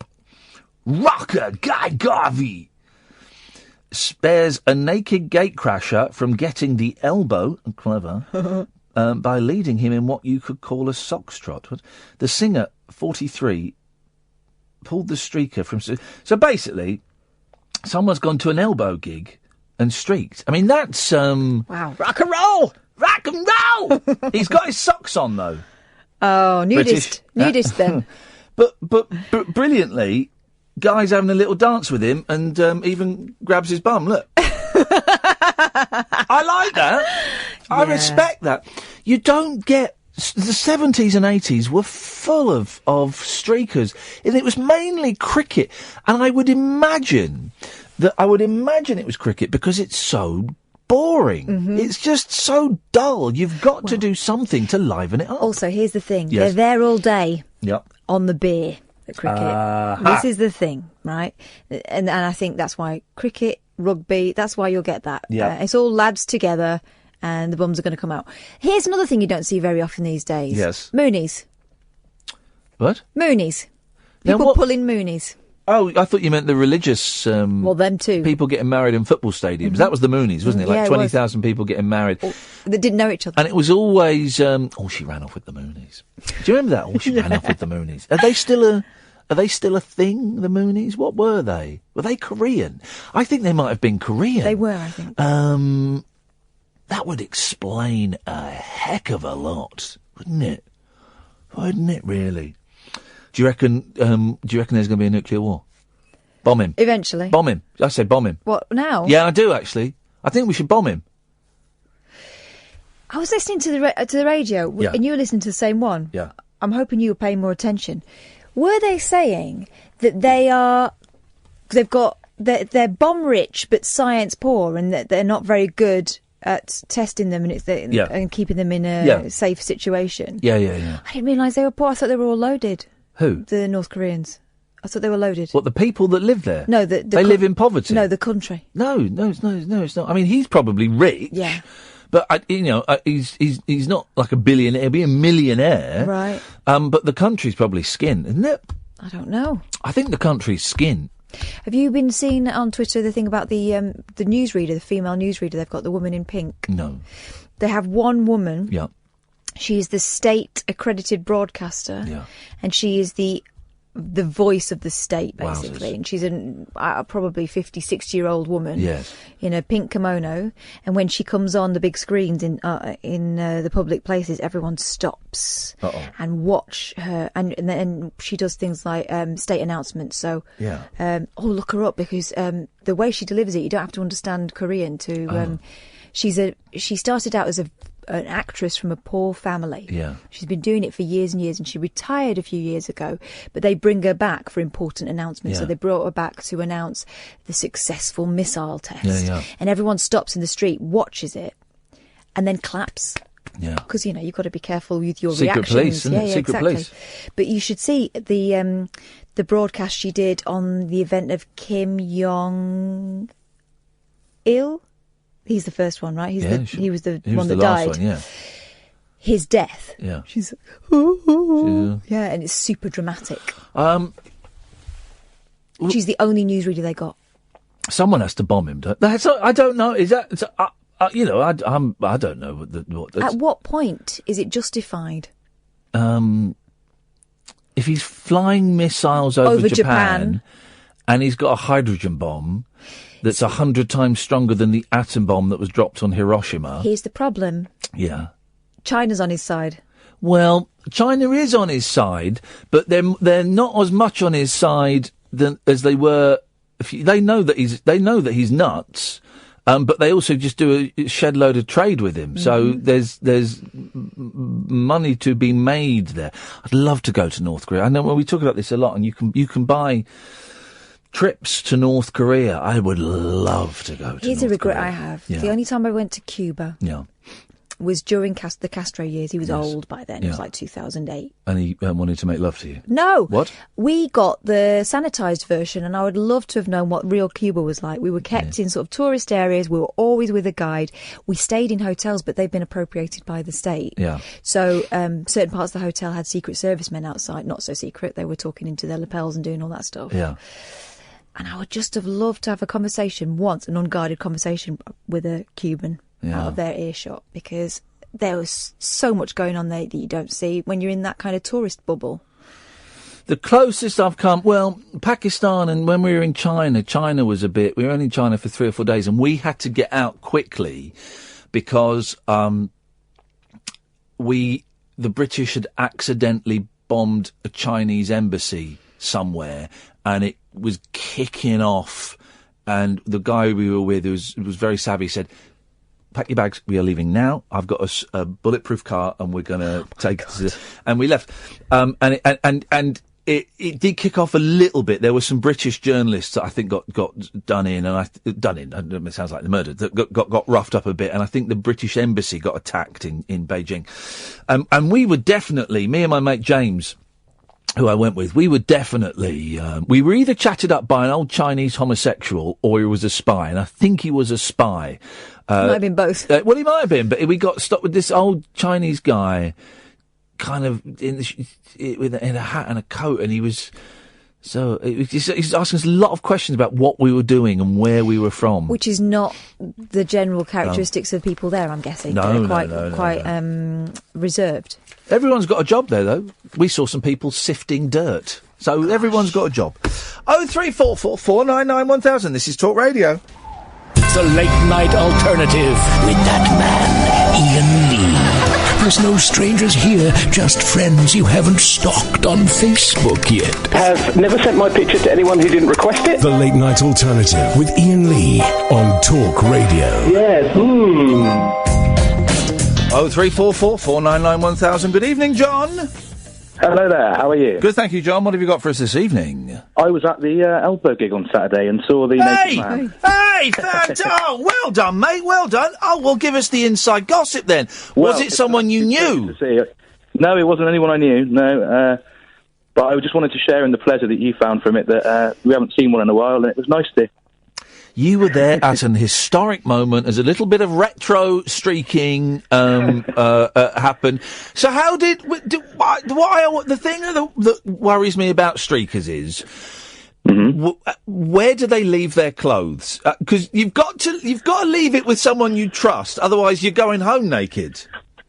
Now I'm not sure if he came on from side stage or on the front. He just kind of appeared very quickly and instantly at the front of the stage. Yeah. So I'm not sure if he wasn't backstage already, but he appeared just socks on, ready to go. Why did he have his socks on? I mean, it's not a full. He eventually took them off. He eventually took them off. Yeah. I bet he got a huge cheer as well, didn't he? Oh yeah, absolutely. And obviously the security would kind of pounce on him straight away. And Guy Garvey was brilliant with him and brought him back out and gave him his little moment that he needed. I think, a little bit of airtime. And he seemed very happy, and then he left. Well. There you go. So I just thought I'd share the inside goss. You wouldn't describe Guy Garvey as a rocker, would you? No, not really. No, I guess it's. I don't know what it is. I don't know. It's good. I like it as well. Here's the thing, because some people knock Elbow. I think Elbow great. I love his voice. I love his wordplay, and I love the big sweeping orchestral lushness of it. I think it's great. Yeah, I agree. I guess you don't need to put everything in a category. I guess melodic guitar pop. Melodic bit of the MGPs. That's what we'll call it. Thank you for that, John. Pleasure. Cheers, my dears. Ta-ta. 0344 499 1000 is the telephone number. If you want to give us a call, you are more than welcome to. Oh, here we go. Oh, no, hang on. What's this one? What's this one in the sun? Quiet on the phone tonight, Catherine? A little bit, yeah. Very quiet on the phone tonight. These things happen. These things... Oh, I'm missing the centre of the newspaper. Is this it? What the hell is going on here? Oh, do you want me to go and find you some proper papers? No. Why is it? Where's this? This might do it. This might do it. No. What have I written down here? Well, I've written page 29 of The Sun, and I've written what looks like. Oh, I know what it is. Where is it then? Oh, I mean, there really is very, very little in the newspapers at the moment. I don't know where that's gone. Very, very little in the newspapers at the moment.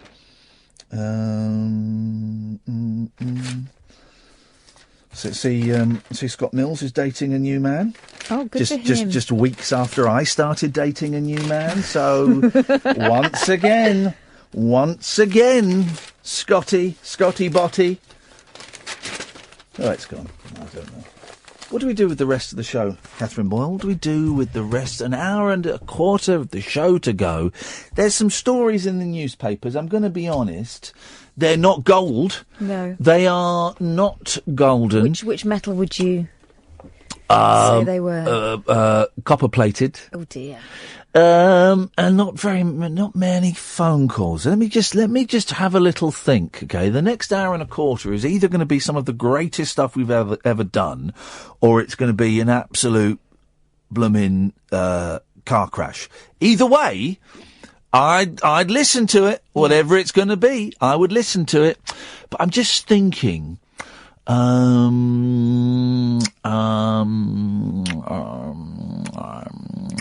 know what we'll do. I know exactly what we'll do. Go on. We're going to phone up. When you weren't here, I know you listened to it, but we phoned up some numbers at random. Yeah, I know. And one of them was a video game store in Houston. Yeah. And we were chatting mainly about... I'd forgotten that this was before the big storm. And I'd forgotten...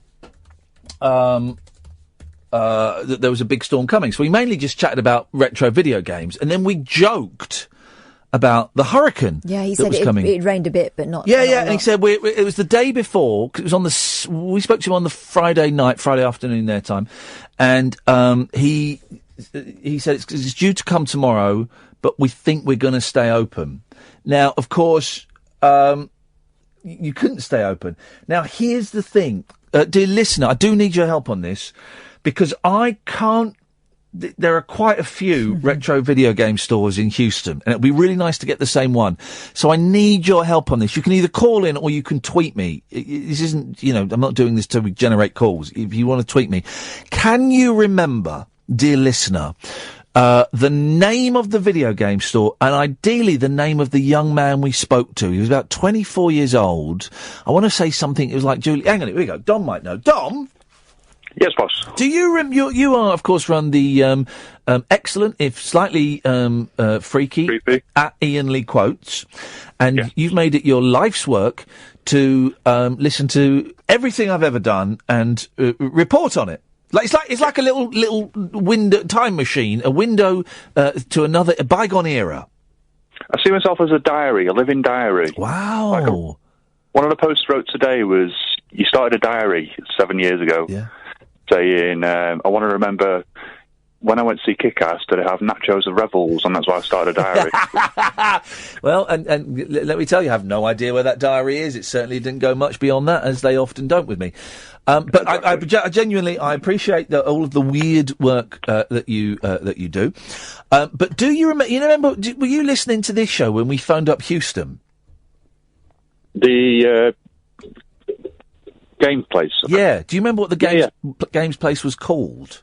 Oh no, because there were a couple, and I'm looking at loads of them, and right, hang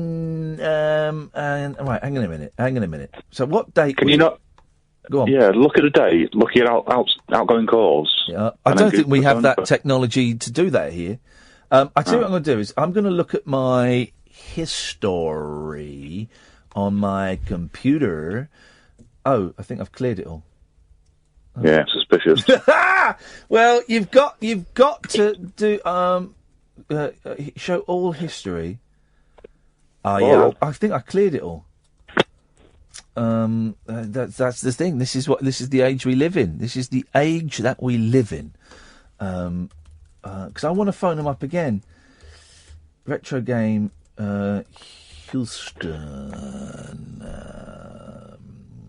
Right, I've got this. Hang on 1 second. Hang on. If I go to their website, I'm going to click. Hang on a minute. There's a couple. I remember the website. Let me have a little look at the website. Oh, Jesus wept. Sorry? A massive spider on my curtain. What? Just spotted it moving. There's a massive spider on my curtain. I've just spotted it moving. That's all right, buddy. That's all right. If that were me, I would now pick it up, hold it at arm's length, and say, "You can't hurt me. You can't hurt me. You can't hurt me," and throw it out the window. That's what I do now. I'm not. I think it was this one.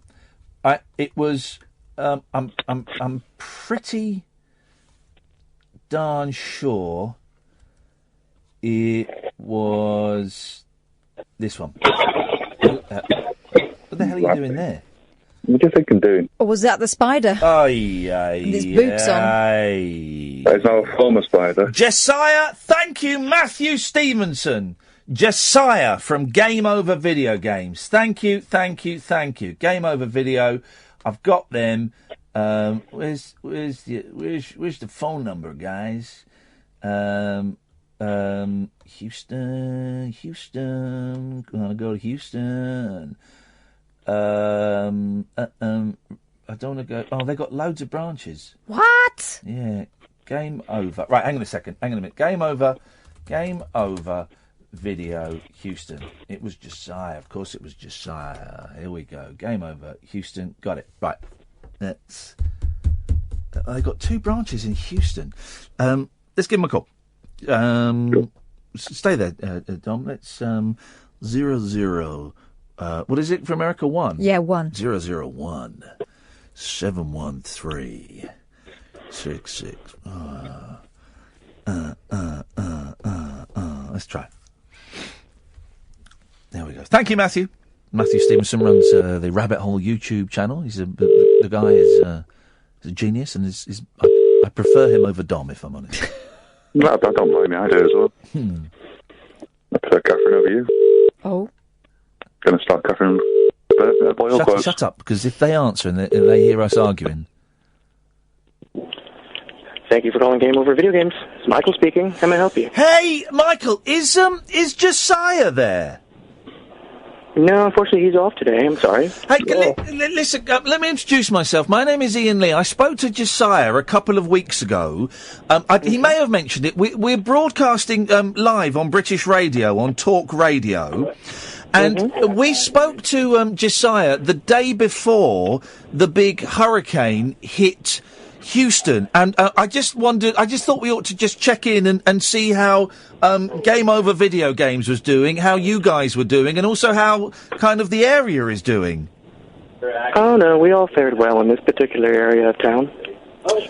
Well, that's sorted then. So was it because we saw on the news, you know, the freeways were they boats on the freeways and people sitting on their roofs. Well, did you kind of miss all of that then? Yeah, it just so happens that certain parts of this city have better drainage than others, or certain parts of the city are more elevated than others, just because the city as a whole is pretty much below sea level. Right. But certain portions of it, like in this particular part of town, which is called the Greenway area, it's a little more elevated than parts like the southeast area of town or the western portion. Okay. So it just happened to fare well that although a good number of areas were entirely underwater, this one just managed to survive without issue. Wow. And what about, do you live in Houston? I do. I live in a portion that's referred to as the Heights. Oh, well, I'm guessing the Heights is quite high, is it? That's correct. And so, yeah, because of that, it was an elevated enough part of town that there were no problems with rain. I mean, it was raining most definitely, but no flooding problems. Isn't that interesting? And you know, not in any way to demean what happened to lots and lots of people. It's horrific. But from the news that we got over here, I imagined that all of Houston was 6 feet underwater. Oh no, Fortunately and unfortunately, just a little majority of it was okay, but the vast majority, if it still is dealing with the aftermath, there are still many reservoirs in town that are just now receding, and a good number of places are still under curfew just because of safety precautions. Yeah. And your family and everything were okay, were they? It did. It worked out well. I mean, although my parents lived near one of those reservoirs, it just so happened that they were on a portion wherein drainage wasn't taking place. Okay. In the sense that because of the overwhelming rains, these reservoirs were beginning to overflow, and so a forced drainage was required. Yeah. And in doing so, in order to alleviate the mess for possibly millions of people, a good few thousands did have their homes forcibly flooded just to save those other houses. Oh God. And has there been a big demand for retro video games after the hurricane? I suppose people want to come and take their mind off. You guys must be doing great business. We're doing well. I'd have to say that it's a little quieter just right now because a good number of, plenty of people are just recovering. And we've had some customers come in to tell us that they lost a good number of things. Some were flooded out. They're just trying to take their minds off of what they're having to deal with at home. Oh, hey, listen, man, thank you so much. I really, you guys, listen, I'm going to come to Houston one day, and I love my retro video games. I'm coming into Game Over Video Games. You're always also polite, and if you could just say hello to Josiah for us next time you see him. Oh, certainly will do. Thanks very much for your time. Thanks for calling, Ian. Thanks for your concern. Thanks a lot. Bye-bye. What a nice man.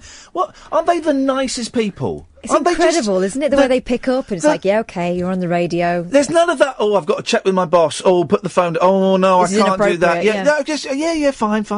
What a nice, honestly, well, isn't that funny? Dom, we'll come back to you after the news. Isn't that interesting, because I kind of imagined that all of Houston was under, not to, in any way demean or make light of the people that did suffer, but he's like, yeah, well, we were high up. Thank you for that. Game Over Video Games.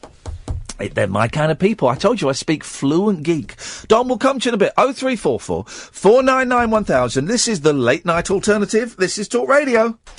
Talk Radio. Hey, Matt, just a quick question, buddy. If you spot trains, do you also spot planes? Or the other way around? What stupid little tweet he said. As you're concerned about Houston by calling, do you care about the 14,000 that have died in the subcontinent in the monsoon? No, Matt, I don't care about them. You absolute bellend. The Late Night Alternative with Iain Lee on Talk Radio. We have ways of making you talk. Well, I'm not the kind to kiss and tell, but I've been seen with Farrah. I've never been with anything less than a 9. So fine, I've been on fire with Sally Field, gone past with a girl named Bo, but somehow they just don't end up as mine. It's a death-defying life I lead. I take my chances. I die for living in the movies and TV.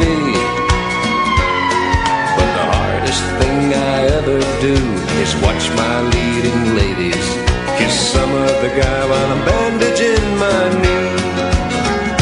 I might fall from a tall building, I might roll a brand new car, 'cause I'm the unknown stuntman that made Redford such a star.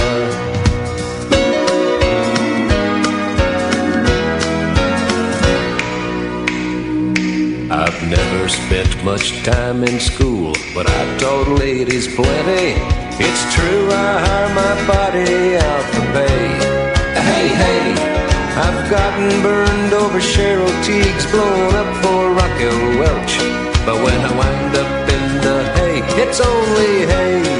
Hey, I might jump an open drawbridge or Tarzan from a vine, 'cause I'm the unknown stuntman that makes Eastwood look so fine. Matt Smith, you are a massive dick. Matt Smith, right, tweeted me. As you're concerned about Houston by calling them, do you care about the 14,000 that have died in the subcontinent in the monsoon? You're right to call me out on that, Matt. No, I don't care about those 14,000 that died. I don't care about them. You're absolutely right to pick me up on that. Oh, no, hang on a minute. No. I'm capable of caring about more than one thing at once. Isn't that wonderful? Just because I don't talk... Hey, I've not spoken about people who've got cancer today, but do you know what? I care about them. I've not spoken about victims of sexual abuse, but do you know what? I care about them. So I said that, and then he's tweeted... Get this, guys. This is his tweet. I'll read it how he's written it. Hope you depression makes you jump off a bridge. This is the guy who wanted to flag up that you weren't feeling enough and kind enough. Danny Baker's joined in. Tony Hancock said he tried that method, woke up in a barge load of timber on its way to Southend. There we go. What a plum. I'm blocking him. What an absolute... No, your depression makes you jump off a bridge. All right, buddy. Thanks a lot, man. Thanks a lot, man. I'll be thinking of you as I do it. Dom! Yes, boss. Yes, sir. I've just looked out the window and I think it's a full moon, so... Well, I don't know. I don't think it... Where's my diary? Is it not? How do diaries know when it's a full moon? 5th. It's the 5th. Right. I know what the date is. All right. They have a picture of a moon in there, don't they? Yeah, but how do they know? This is what I just said. What's going on? Is there a delay over in that corner? Yeah. It's a full moon tomorrow night. Tomorrow night. So tomorrow night we'll get shed loads of calls. Tonight, you know, they're not allowed to call in, but just getting lunatics. Just getting mean tweets. Just getting mean idiots. Mean tweets. Anyway, what you got, man? Right, well, I bought some books. I'll tell you about them in a second. I'm on the catch. Oh yeah, go on, mate. What you got? What do you want? Mark Mason. Yeah. Oh, he's coming in. Mark Mason's Yeah, coming in. He's coming in. When is Mark Mason coming in? Thank you for Mark Mason, the author. Let me look in my little diary. He's not coming in. He's not coming in this week. I think he's coming in. No, not next week. He's coming in. When is he coming in? Oh, maybe it's October. It's October. His book's out about the 6th. So. Yes, he's coming in Tuesday, 10th of October. Sorry? Well, do you remember when I got you that free Quantum Leap book? Yes. Do you want to get me one for this signed? Well, hang on a minute. You didn't get me a free Quantum Leap book. Did I not make the connection and put you together? Mate, I'll make the connection. I'll introduce you to him on Twitter. Because that's all you did. I did not. What you did? Hang on a minute. But you didn't get me the free book. I laid the groundwork. I phoned you 3 months before and told you about this great book I was following on Kickstarter. Right, so you told me about something that was happening on Kickstarter, yeah, which I would have... Which sowed the seed. Would have... Well, okay, I would have found out eventually. Yeah. Month later, I brought it up again. Yeah. And then I brought it up to him. Let's cut to the chase. The answer, together. Let's cut to the chase. The answer is no. What do you mean I can't get you a free book? We can get you a free book. I'll send you a tenner. It's what a signed book. I like it. Well, I'm sure if you tweeted him, he would send you a signed book. I'm not Foyles. Foyles, that's Southern thing. It was one of the best What, bookshops. books? No, I can assure you we have them up north as well. There is no. We are unable to fulfil that request, Dom. But next time I see you, I'll sign your tits. Oh, fair enough. There's enough space. It's not bad, is it? It's not a bad little compro. I'm happy to do that. I have signed a woman's boobs once. Well, how far down did it go? I think she got them out, and I did it Did you because use the nipple as an eye? No. I was drunk, and it was some woman had got her boobs out. So I thought I'd. Were they good ones, or did you have plenty of space? There was plenty of space. I mean, there's nothing. Yeah, I wouldn't do it now, for crying out loud. Did you wish you had a longer name, or? Sorry. Did you wish you had a longer name? No, a woman was going to get my name tattooed on her arse, and I forbade her. She had some other You'd have heard I don't know if you've heard it. It was one of the Absolute shows. Maybe you've not heard that one yet. I've done it. Have you done that one? She had the guy who got fired. What's his name? He got fired because he was promoting e-cigarettes on his show. Tim? Yeah. No, not him. No, not Tim Shaw, Nick Shaw. It wasn't him. No, it was... wasn't quite. I'll have to Google it. I have to search on Twitter. But yeah, she already had him on one side. She's going to get you, and you literally got to the point where you said, I'm going to ban you from groups, the phoning, everything. Yeah. And then she called once more after that, I think. Yeah, that was it. Because that was nuts. I don't want my name on a woman's arse. No. If found, please return to. Let me know. It was thoroughly unpleasant. Listen. If Mark brings in a book and there's a spare one floating around, it'll be mine. Sorry, Dom. No, I'm saying if there is a spare one on top of that, then I will. You can have it, but you're a kind of gentle lover. All right then. I've started collecting another book though. Yeah, go on. What did I just say? You're a kind of gentle lover. Yeah. Wow. Gosh. Yeah. What's your point? He's right. You're the one bringing up points. Yeah. Do you remember the old Choose Your Adventure? I do, mate. I bought one for my boys, but you need dice. I've got 9 of them. Started collecting them. Yeah, no, they're all. You don't, but you kind of do for some of them.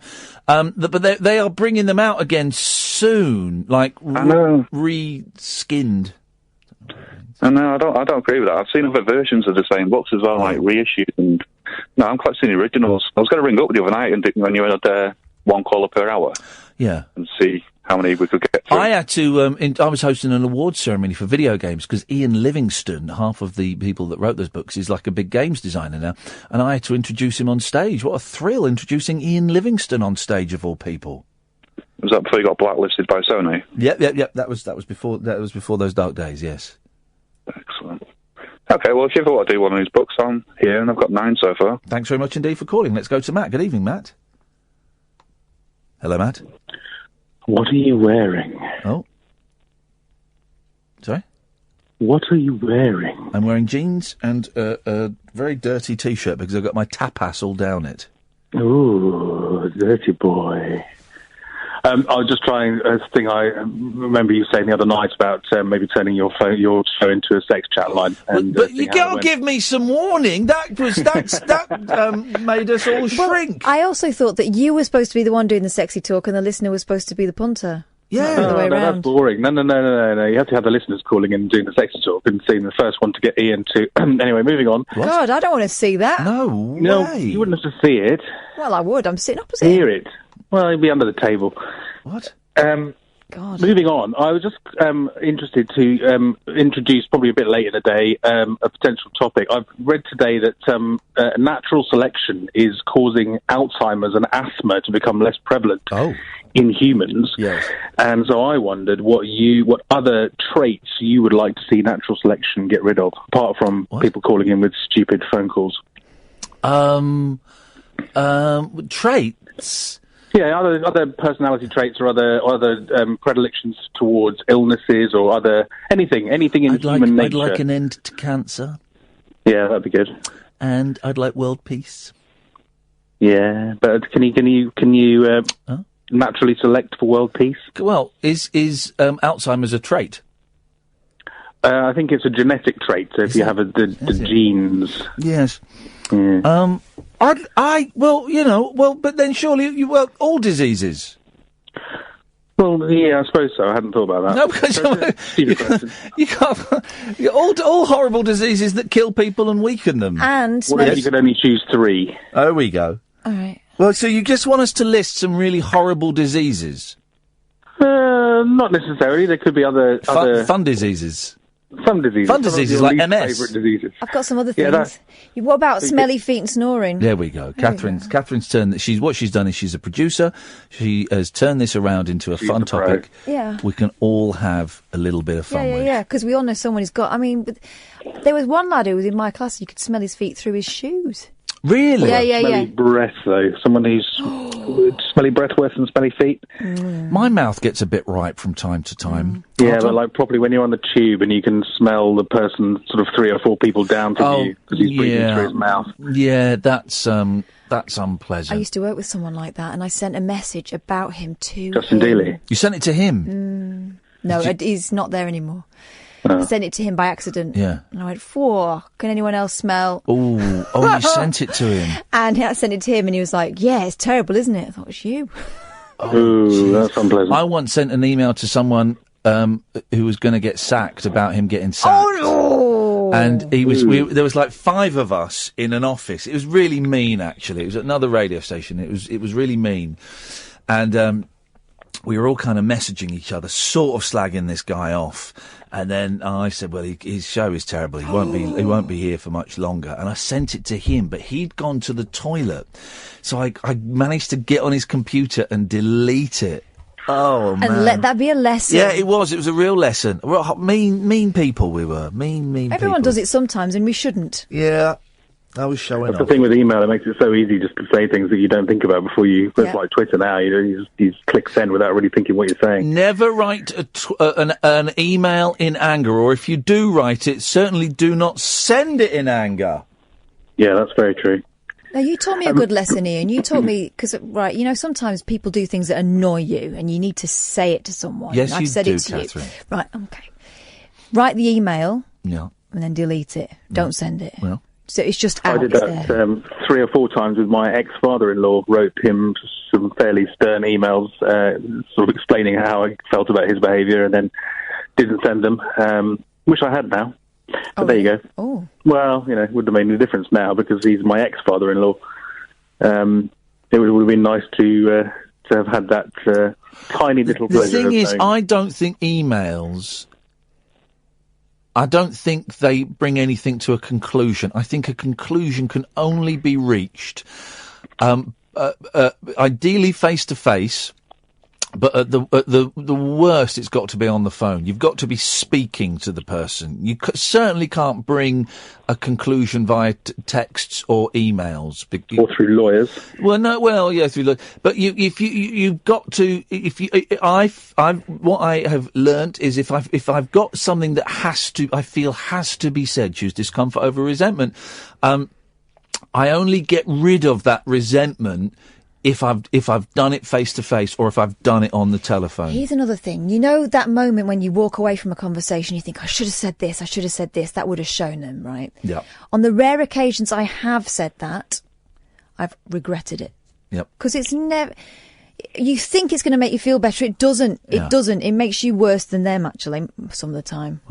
Well, yeah, but then the other end of the scale is if you let people get away with everything because you don't want to cause bad feeling by having it out either face to face or in writing, then people's bad behaviour just continues, doesn't it? So yeah, I guess there's got to be boundaries. I mean, it's a crazy old world, isn't it? The older I get, the more I think I kind of give people a chance until they show themselves, and once they've shown themselves, I might forgive them so that it's polite and all, but I don't ever quite let them into my inner sanctum of trust, if you know what I mean. I don't ever let them back in again, really. But do they know, or do they care?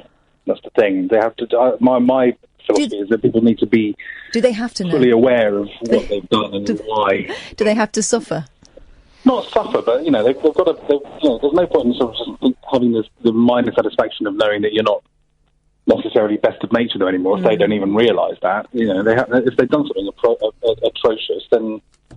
Really, I think you have to have it out with them, but then I don't have many friends anymore, so, maybe I'm going about it the wrong that way. may be a thing. Matt, nice to talk to you, man. Yeah, you too. Thank you very much. Ta-ta. 03444991000. This is Talk Radio. Stimulating nightly emissions guaranteed to open your eyes and your mind. Oh, my word. The Late Night Alternative with Iain Lee on Talk Radio. 03444991000 is the telephone number. I've got a feeling tonight will not be our first lock-in. Have we got the new jingles for the lock-in yet? We've not got them. Not yet, no. Can I entrust you, sure. Catherine Boyle, producer and somewhat co-host of the show, to chase that up with our boss, Mr. Denny Smith. I don't know his last name. Morris. Is it? Yeah. You learn something new every single day. But what it is we have been given permission to try it once. If the show is a rock-in, we have a radio lock-in. And we go on after 1 o'clock. I just don't feel any of the shows have kind of had that. We'll know when it happens. Oh, we'll know. Oh, we'll know. We will all know, guys. We will all know. And trust me, it'll be a bloody good one. But it won't be tonight. 03444991000. So, Sam, put your feet up. We'll take calls straight to air for the rest of the show. If anyone wants to play, you can. Although I kind of get the feeling we're broadcasting to nobody tonight. Do you ever get that feeling? Do you ever get the feeling you're doing it to nobody? Well, no, it's not nobody. Well, no, sometimes it does. You just feel like to me, it feels like. It could be nobody. The weird thing is, listening. Right, sometimes you do get moments where you wonder, and you think, oh, is it because it was boring, because I have to listen back every day. Yeah, it's fine, but you can't get in that headspace. Oh no! But I have done a television show where we had episodes where no one watched. But that can't be right, it's can true. it? That's true. Rise, we had a day where we registered 0 viewers. Incredible. We had many days where we were beaten by Noddy. Well, Noddy is good. I think this was like rebooted Noddy. Oh, dear. A furious soldier claims a Stansted airport car storage worker played boy racer in her car while she was on holiday, driving at 85 miles per hour and breaking 6 speed limits. Amy Buxton, 18, who serves with the Royal Artillery, chose to leave her car in the £87.50 per week meet and greet service while she went on a week-long holiday to Malaga in September. I use the meet and greet services. Although what you're supposed to happen is you're supposed to phone them when you've got your luggage, and then when you turn up at the thing, your car is there. That has never, ever happened to me. And once I had to wait an hour for the car. An hour for the flipping car. And once I turned up and there was no one there to collect the car, and I phoned them up and there was no one answering the phone. It's a nightmare. But generally I find them all right. But I did see a report about them on Watchdog, and this hasn't happened to me yet, and I live in hope. And they had one woman who got her car back, and she checked in the ashtray, and there's a massive bag of weed in there. My mate is a copper, and he said he would never leave his car in one of those things because he knows what they do with the cars when they're out of your sight. They make love to the exhaust pipe. Well, they might. Mine's a very nice exhaust pipe, but I think that it's just the condition they keep them in and the fact that they do sometimes rag them around. I couldn't care less. I could not care. You know, I don't care about cars. I need to get a bigger car because my kids are too big for sit in the back of a Polo, but I can't afford a bigger car. My wife has just bought a car. We have been a Volkswagen family for ages, but she had such terrible treatment with them over the last car that she's bought an Hyundai. Oh. Is that a car? Yeah. Okay. Do they come with like a 5-year guarantee or something? Or She's not bought a new one. Oh. No, we don't. Second hand. Or is that a different one? It's a different one, isn't it, that comes with a 5-year guarantee? I don't know. Korean? I don't know anything about cars. Hyundai's got to be Japanese, yeah, isn't it? Hyundai's Japanese. No, God, there's some... Hang on, this conversation's boring. Let's abort this conversation. No, my fault. I led us down a conversation cul-de-sac. Let's reverse. Amy Buxton. Oh, we done that. When she dropped off the £9,000 Citroën DS3 on August the 5th, she warned staff she had a black box fitted and they should drive carefully because she's young. So they have black boxes, don't they? Yeah, you get reduced insurance. For the insurance, yeah. The device sends insurers and the driver information on how the car is driven to keep premiums low. While on holiday, Amy of Witham, Essex, was sent updates by her insurance company, Whoop! It's called Whoop. Is that a real company? W-O-O-P. Whoop. Saying... Wait a minute. Yes, line one, you're on the wireless. My name's Catherine Boyle. I've got a nice exhaust pipe. Oh, dear, that is... Dom. That is... You're not having a book. I'll sort him out, because that was actually quite funny. You can have yours. No, he can't. She was sent updates by her insurance company, Whoop, saying the black box had recorded the driver breaking numerous speed limits, including 4 in the space of 10 minutes. And these are proper speeding, right? Got the speed, got some of them here. 51 miles per hour in a 30. 62 in a 50. 55 in a 30. 85 in a 60. Oh, the sign of someone who does not give a monkeys. Mate, that is nuts. One of the final ones was 85 miles per hour in a 60 zone as the driver raced to return the car to the airport. Amy spent her family holiday emailing and calling Stansted meet and greet, and eventually it confirmed to Whoop their employee was responsible for the reckless driving, including racing. But the firm refused to refund Amy. She said, I couldn't believe it. The least they could do is refund my parking costs. Their employee broke the law when he drove my car, and he could have lost me my car insurance. I saw what had happened, and I was horrified. You feel like you can drop the car off and they'll look after it for you. Instead, he drove my car like a maniac. Maniac on the floor. She added, I have a black box fitted because it makes Catherine... Stop it! You did it! Whoa, Black Betty. Bam a lamb. Who's Black Betty? Are we allowed to call her Black Betty anymore? Sounds a bit dodgy to me. Yeah. My car is my pride... my insurance makes it cheaper. It's £1,500 a year. Otherwise, I'd have to pay over £3,000. My car is my pride and joy. I bought it myself. A spokesman for the firm said it was investigating, but ruled out a refund, saying it provided the service paid for. He added, wow, this is great. This is great from a company, right? This is great from a company. We don't condone the actions of the driver, but... We cannot be there sitting next to a driver every time they drive. Incredible. What you can do is you can apologise, you give her the money back, and you sack that chancer. You know, everything before but in an apology is doesn't bullshit. Count. Yeah, it doesn't count, does it? Doesn't count. Doesn't count. Doesn't count. Here we go. found out on Facebook. When a couple bought their dream home, they were assured by the previous owners it had never flooded. But now they are at loggerheads with the sellers, accusing them of hiding the risk after the property in Newcastle was swamped 3 times. They claim a photo posted on Facebook a few years ago clearly shows the garden underwater. As the case goes to court, we reveal it's not the first time social media users have shot themselves in the foot by being careless with what they share. And we will find out what they share after this. No rules nocturnal nattering for nightbirds, nurses, and Nosferatu. All right, cool. The Late Night Alternative with Iain Lee on Talk Radio. 03444991000. Call straight to air up until 1 o'clock. And then it's sports. Sports chat. Sports chat. Sports chat. There's apparently, I don't have Sky anymore, but there is an esports channel on Sky, and I want to watch it. It's on like 24 hours a day. I want to watch it, but I haven't got Sky, so I'm unable to watch it.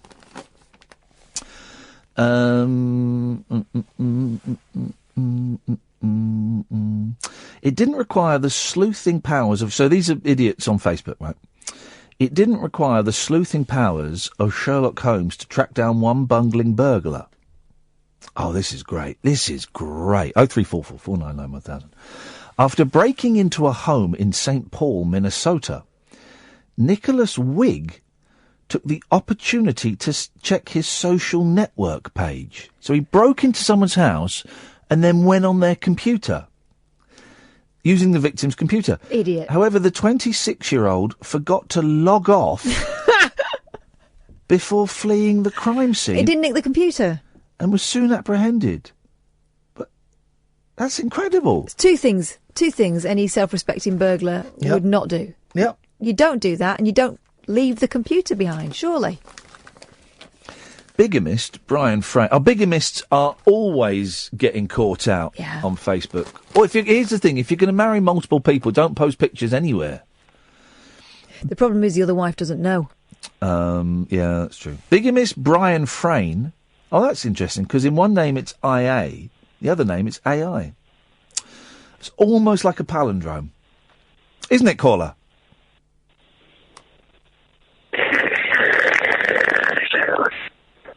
Excuse me. Sorry? I think there's some interference on the satellite. Oh, is that Chuck Winkle? You were doing it loud and clear with Chuck Winkle on the flow of the keys. Say that again, Chuck. It's not the greatest of lines. You were loud and clear with Chuck Winkle on the flow of the keys. Okay, Chuck, you've got an update on the hurricane, which I think is called Hurricane Edna. Is that right? Yep. Okay. I think so. It is very windy, and it's raining as well. All over the place. Yep. And quite so getting a bit wet on the floor. Yep. Wow, it really sounds wet. Very wet floor. It sounds like. I was stood on my balcony here on the Florida Keys earlier, and I was nearly blown off. It was quite powerful wind in there. And Chuck, while we've got you, can we pick your brains? What's the latest with North Korea? Holy jackamole! No, Kim Jong-un he's actually exploded a hydrogen bomb on the ground. I think I'm just feeling the rumbles. Holy jackamole! I nearly fell over in my head. Big explosion coming from North Korea. Whoa. Did you say war? Are we at war? Did you just say we're at war? Well, there we have it. Chuck Brinkle has declared we are. This is official coming in from our American correspondent. We are at war with North Korea, and I say about time, Chuck. I say we should nuke him. Do you agree? There we have it. Chuck Winkle is confirming that we have fired our first nuclear strike, and the missiles are going straight towards North Korea. Well, Chuck, thank you so much for that insight. I really appreciate it. Yeah. Yep. Okay. Troubling times, but at least we got Winkle. Bigamist Brian Frame was unmasked when his furious wife spotted photos of his second wedding. Why would you do? That's got to be a mental condition of some kind, hasn't it? Yeah. Whether it's psychopathy or it's definitely narcissism. There's got to be to make you think you can get away with that. Yeah, especially these days when everything is documented. In the old days, you used to be able to get away with it. You move to another town, do what you want. The problem came at Christmas Day, 2 Christmas dinners. Oy. The 36-year-old of Cleethorpes, Lincolnshire, shared the images of his happy day on Facebook. But the smile was soon wiped off the groom's face when Anne-Marie Sim, who'd never divorced him... Well, that's slightly different. So why not get a divorce then? Happened to see the snaps and called police. Frayne, who was jailed for 3 months, said he thought his first marriage didn't count because it was such a long time ago. Oh, fair play. His misery was compounded when his second wife also dumped him. Well, that's not the same as having 2 or 3 wives ongoing and living dual lives. That's just being a bit of a knobber. Well, also, you really think, marriages expire? Because there are people that have been married for 50 years. Do they not realise that, technically, according to this guy, they're probably not married anymore? Yeah. I mean, come on. Yeah. Come on. I know he's a lover, not a fighter, but he's certainly not a reader either. Yes, Tom! Did that American guy just say that we're at war? Yes, mate, we're at war with North Korea. We fired missiles. Oh, crap, I've seen Threads. I'm going to go and shoot the dog. Thank you very much indeed. By the way, if anyone wants to borrow my copy of Threads, you've got to watch it, Kath. Honestly, it is the... Why would I watch that? Oh, I've seen it several times. It's the most haunting programme I've ever seen. If I'm going to watch it, you have to watch it as well. All right, yeah, I'll watch it. All right, we'll watch it. We'll watch it one of these days when we've got telly time. All right, well, I'll tell you what we'll do, this is what we'll do, guys. We'll watch, Catherine and I'll watch Threads, and we will record, we will record a special podcast, special post-apocalyptic nuclear war podcast. Honestly, it stands the test of time. It's so grim. Oh, God. So, I'm up for a bit of Threads, actually, yeah. I'll do it. All right. I'm in. But we can't watch it here. We've got to watch it in like a bunker or something. We've got to watch it somewhere isolated because we can't pause it, we can't stop it. We've got to go in, you've got to watch it all the way through and come out the other side, okay? Well, when we've got like a rabbit hole or something. What, watch it with them? No! Hey, maybe when we're away. Maybe we go and watch it at a cinema. We could, like, the Regent Street Cinema. What's the name of that gentleman that came and performed at Performance Ring? Nice fella. Really nice man. And, his name will come to me later. Anyway, he works, he's always up. Let's go and do it there. That would be amazing. Jeez. Will be people jumping off a bridge after that, seriously. It's absolutely pointless to do anything after that. 0344 499 1000. We should have Threads in a disco.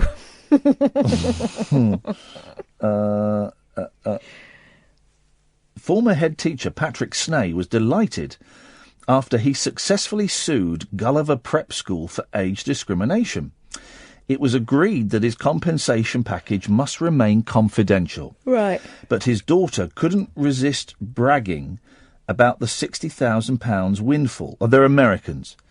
Mama and Papa Snay won the case, she enthused on Facebook. Gulliver is now officially paying for my vacation to Europe this summer. Suck it. Lawyers for the school in Miami, Florida, went back to court and the award was thrown out. Oh, that's her inheritance gone. Out of the will. Here we go. One couple, I don't know if this is true or not because there are no names in it. So I'm taking all of these with a POS. One couple who couldn't face a boring meal at the neighbours thought they'd give it a miss and enjoy a boozy night out instead. It all began to unravel when the wife wrote on social media, out with the hubby enjoying a few cocktails. The snubbed hostess was far from impressed. I thought you were covering for your boss since his dad died. That's fine, but you didn't have to make up such a terrible excuse if you didn't want to come over. Matters went from bad to worse when the woman's boss also spotted her post. No. My dad is very much alive, was his curt riposte.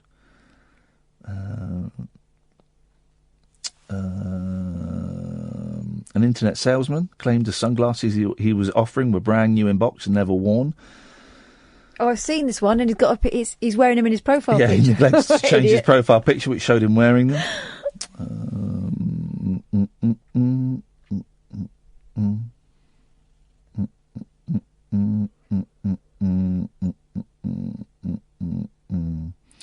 Some of these are a bit rubbish.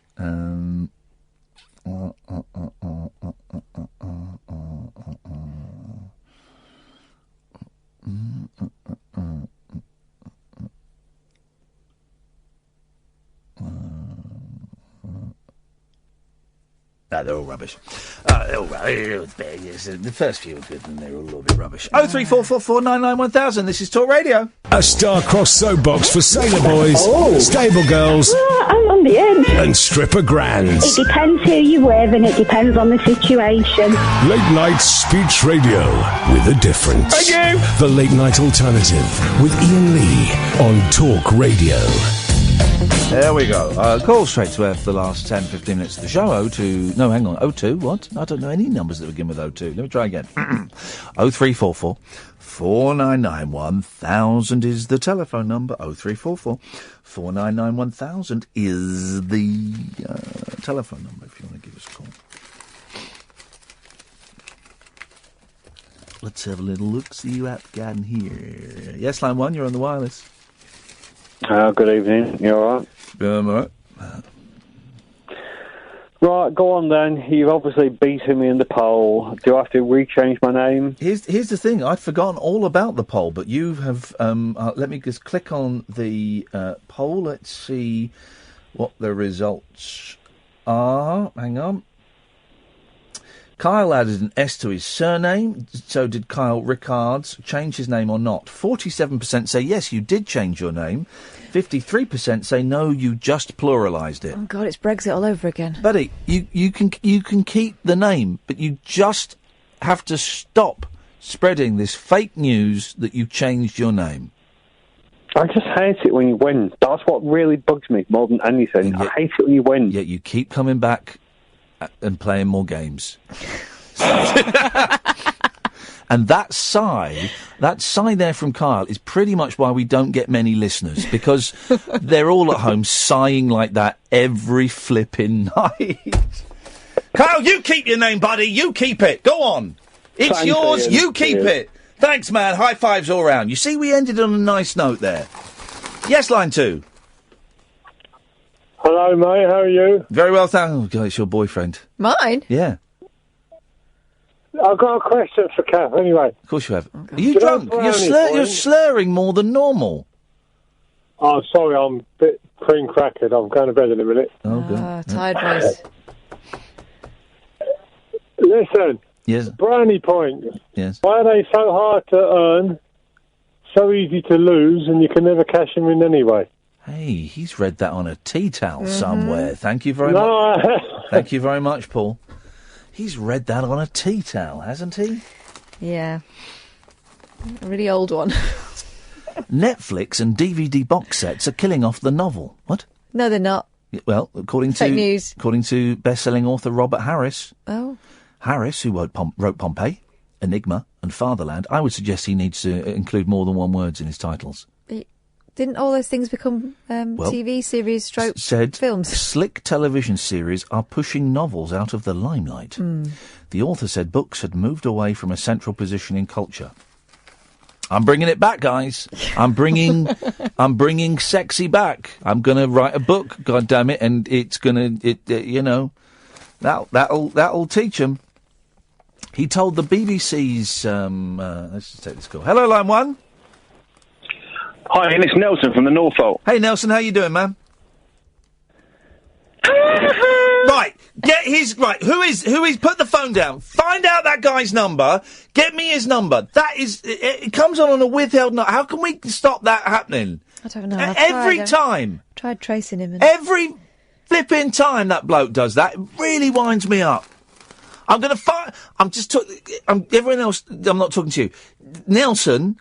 I'm beginning to think that Nelson isn't even his real name. Nelson, I'm speaking to you now. I will hunt you down and I will kill you. All right? And that's not a metaphor. That's not a simile. That's not I'm going to kill you. That is happening. Just need some clues. Can we record it? Because I think we might be up for an award for something like that. No one's done it before. Oh, I'll tape it. And I'll send it to his mum. Yes, line 2, you're on the wireless. Hello, it's John again. I rang earlier about Elbow and the person jumping up on stage. Yeah. I just thought I'd tell you that I really like it when the show goes a bit weird like this. Oh, do you? I very rarely call in. Yeah. But I really like it when it's only the weirdos left, and, well, you know, it's usually weirdos, but including myself, and we're all just sitting here together, and, you know. Can I ask you a question? And I don't know you, John, but I'd really appreciate an honest answer, and I genuinely, I will not be offended, right, by whichever way this goes. So just take a second and think. To me, it feels like tonight's show's been a bit ropey. Would you agree? Well, I mean, it has, but that's the way I like it. Isn't that interesting? Can I ask why, or is that? I don't want to get too up our own navels. But why do you like it when it's a bit ropey? I think the reason I like this show is because it can go either way. It can be really interesting conversations going on all night, or it can be a bit ropey. And for some reason, I'm not sure why. You like the ropey? Yeah, I like the ropey. Is it because it makes you feel a bit uncomfortable? Does it make you feel a bit uncomfortable? Is that what it is? Yeah, a little bit. Yeah, which I quite like. I quite like it as well. It's interesting you said that, and I appreciate you answering that honestly. Thank you. But that's the kind of thing that's going to keep us out of the mainstream. That's why I'm. Do we want to be mainstream? Well, no, you're right. We don't want to be mainstream.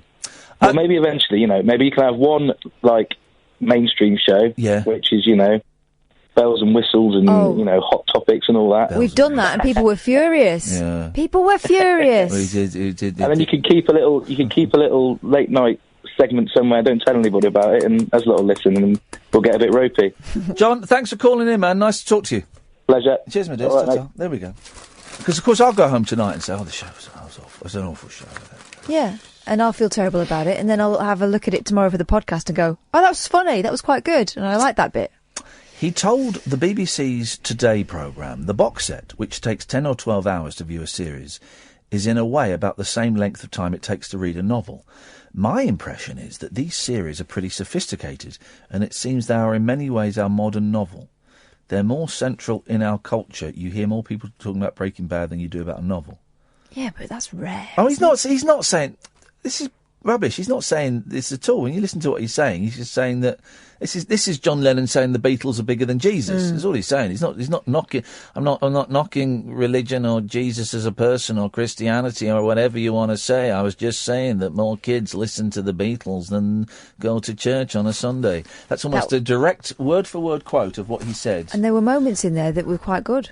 No, right. Hang on a minute. Right, we're going to find that now. Hang on a minute. Let's hear exactly what he had to say.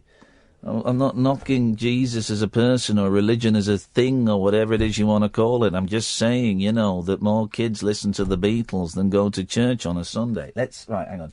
John Lennon. Didn't he say something like certainly in the UK or something? Sorry? Didn't he? Certainly in the UK. Something like that. Here we go. Let's see how close I was, guys. Hang on. We're going to get audio. Is there any audio here? Well, we need to, guys, what's going on, guys? Or anti-God. There we go. There he is. We're out of context, Would you put them in context? Well, I can't. It was a long time ago, but I just didn't mean what everybody thinks I meant, I'm not anti-Christ or anti-religion. Or anti-God, you know. Well, Mr. Lennon, they are suggesting that since you did say it so long ago and since so much has been made of it now that it's all a stunt to raise flagging popularity. Is this possible? I mean, I could think of something much easier. Such as? To raise flagging popularity. I don't know. You can think of stunts. We don't do stunts. I think we've done one in our lives that's been completely a stunt. But anyway, that's not the kind of thing. I am, yes, you know, even though it's not, I never meant what people think I meant by it. I'm still sorry I opened my mouth. Did you mean that the Beatles are more popular than Christ? When I was talking about it was very close and intimate with this person that I know who happens to be a reporter. And I was using expressions on things that I just read and derived from about Christianity. Only I was saying it in the simplest form that I know, which is the natural way I talk. And I just said it in those things like, we're more popular than Jesus and so and so and so and so. But she took them. And people... It's a different interview. It is. It's not quite the right. It's a different interview. Yes, line one. Yes, good evening, Ian. It's me again. It's Davey again. Good evening, Davey again. Yes, sir. Yes, I gave you the bad tip on the author that you weren't going to follow up on. But that's fair enough. It was just an idea. No, and I appreciate the idea, Davey. Thank you. What I just wanted to amplify was the point that one of your just very recent callers proved was it doesn't matter what subject you hit on, you can cover all bases. But it's got to be interesting. It's got to be interesting, though, hasn't it? This was something I hit on you with a couple of weeks ago. Yeah. Because you were down on yourself about how your show was going. Yeah.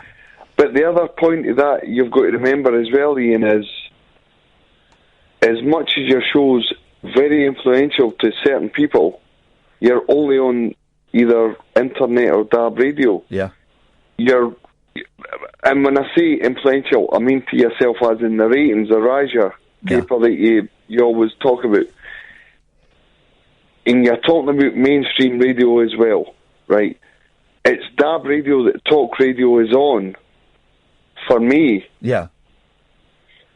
I can't tune you in on, like, say, my Freeview TV, so I couldn't listen to you sitting there. Yeah, no, we're not on the telly. We're not. I do wonder what mighty force we could unleash upon the world if we were on FM or even medium wave. Just the potential that would be there to us. But then, can you not take a bit of credit, yourself and Catherine and your production team behind you, for what you're doing, what you are? Yeah. There are people still finding you no matter where. Yeah, well, you sound angry what I mean? About that. Whether it starts off heavy, light, indifferent, whatever, you move on to subjects, you change the subjects, you can flick it and move it. Is that not part of the attraction to people to listen? Well, yeah, but here's the thing, and we've literally got 2 minutes left of the show. Here's the thing, David. I like to give my best, and I like the show to be the best I can give, right? And if I come away from the show like I will tonight, thinking, oh man, they deserve better than that, and I will kick myself. Now, there's one of two things is happening, or possibly both things are happening. The two things are: one, it wasn't a particularly good show, and I wasn't giving my best. Two, it was. Hang on. Two, it's my head telling me that it's not a particularly good show when actually it was all right, or it could be a combination of those things. But then, Ian, there's a point to it where, like you said earlier on, I came on with a suggestion to you, and it wasn't a great one. Well, it was all right. You were like, right, okay, and that wasn't to do with disrespecting Kath for what she will do for you with your book or whatever. Yep. But apart of what you're saying is, are you not so very, very self-critical that you can't actually see there are wee pieces here and there that build up? Yes. That not every 3 of our shows is going to be absolutely perfect. Yes. But there are wee gems in amongst it that people will click into and listen to this, and tomorrow night people will say, I listened to 10, 20 minutes or 30 minutes of this, and I thought, this is different. What is this all about? Well, Davey, listen, we have to go because literally I've got 30 seconds left. I appreciate your call, man, and I listened to what you said, and I shall take it on board. Thank you. Don't be so self-critical. Thank you, buddy. You're a good man. Cheers, Davey. Night. Cheers, There man. we go. I think we started the show with him, and either we end. Well, we didn't start with it. That is that, dear listener. That is that. We will be back tonight, inshallah, at 10 o'clock with more of the usual. Thank you, Sam. Thank you, Catherine. Until then, from us, ta-ta.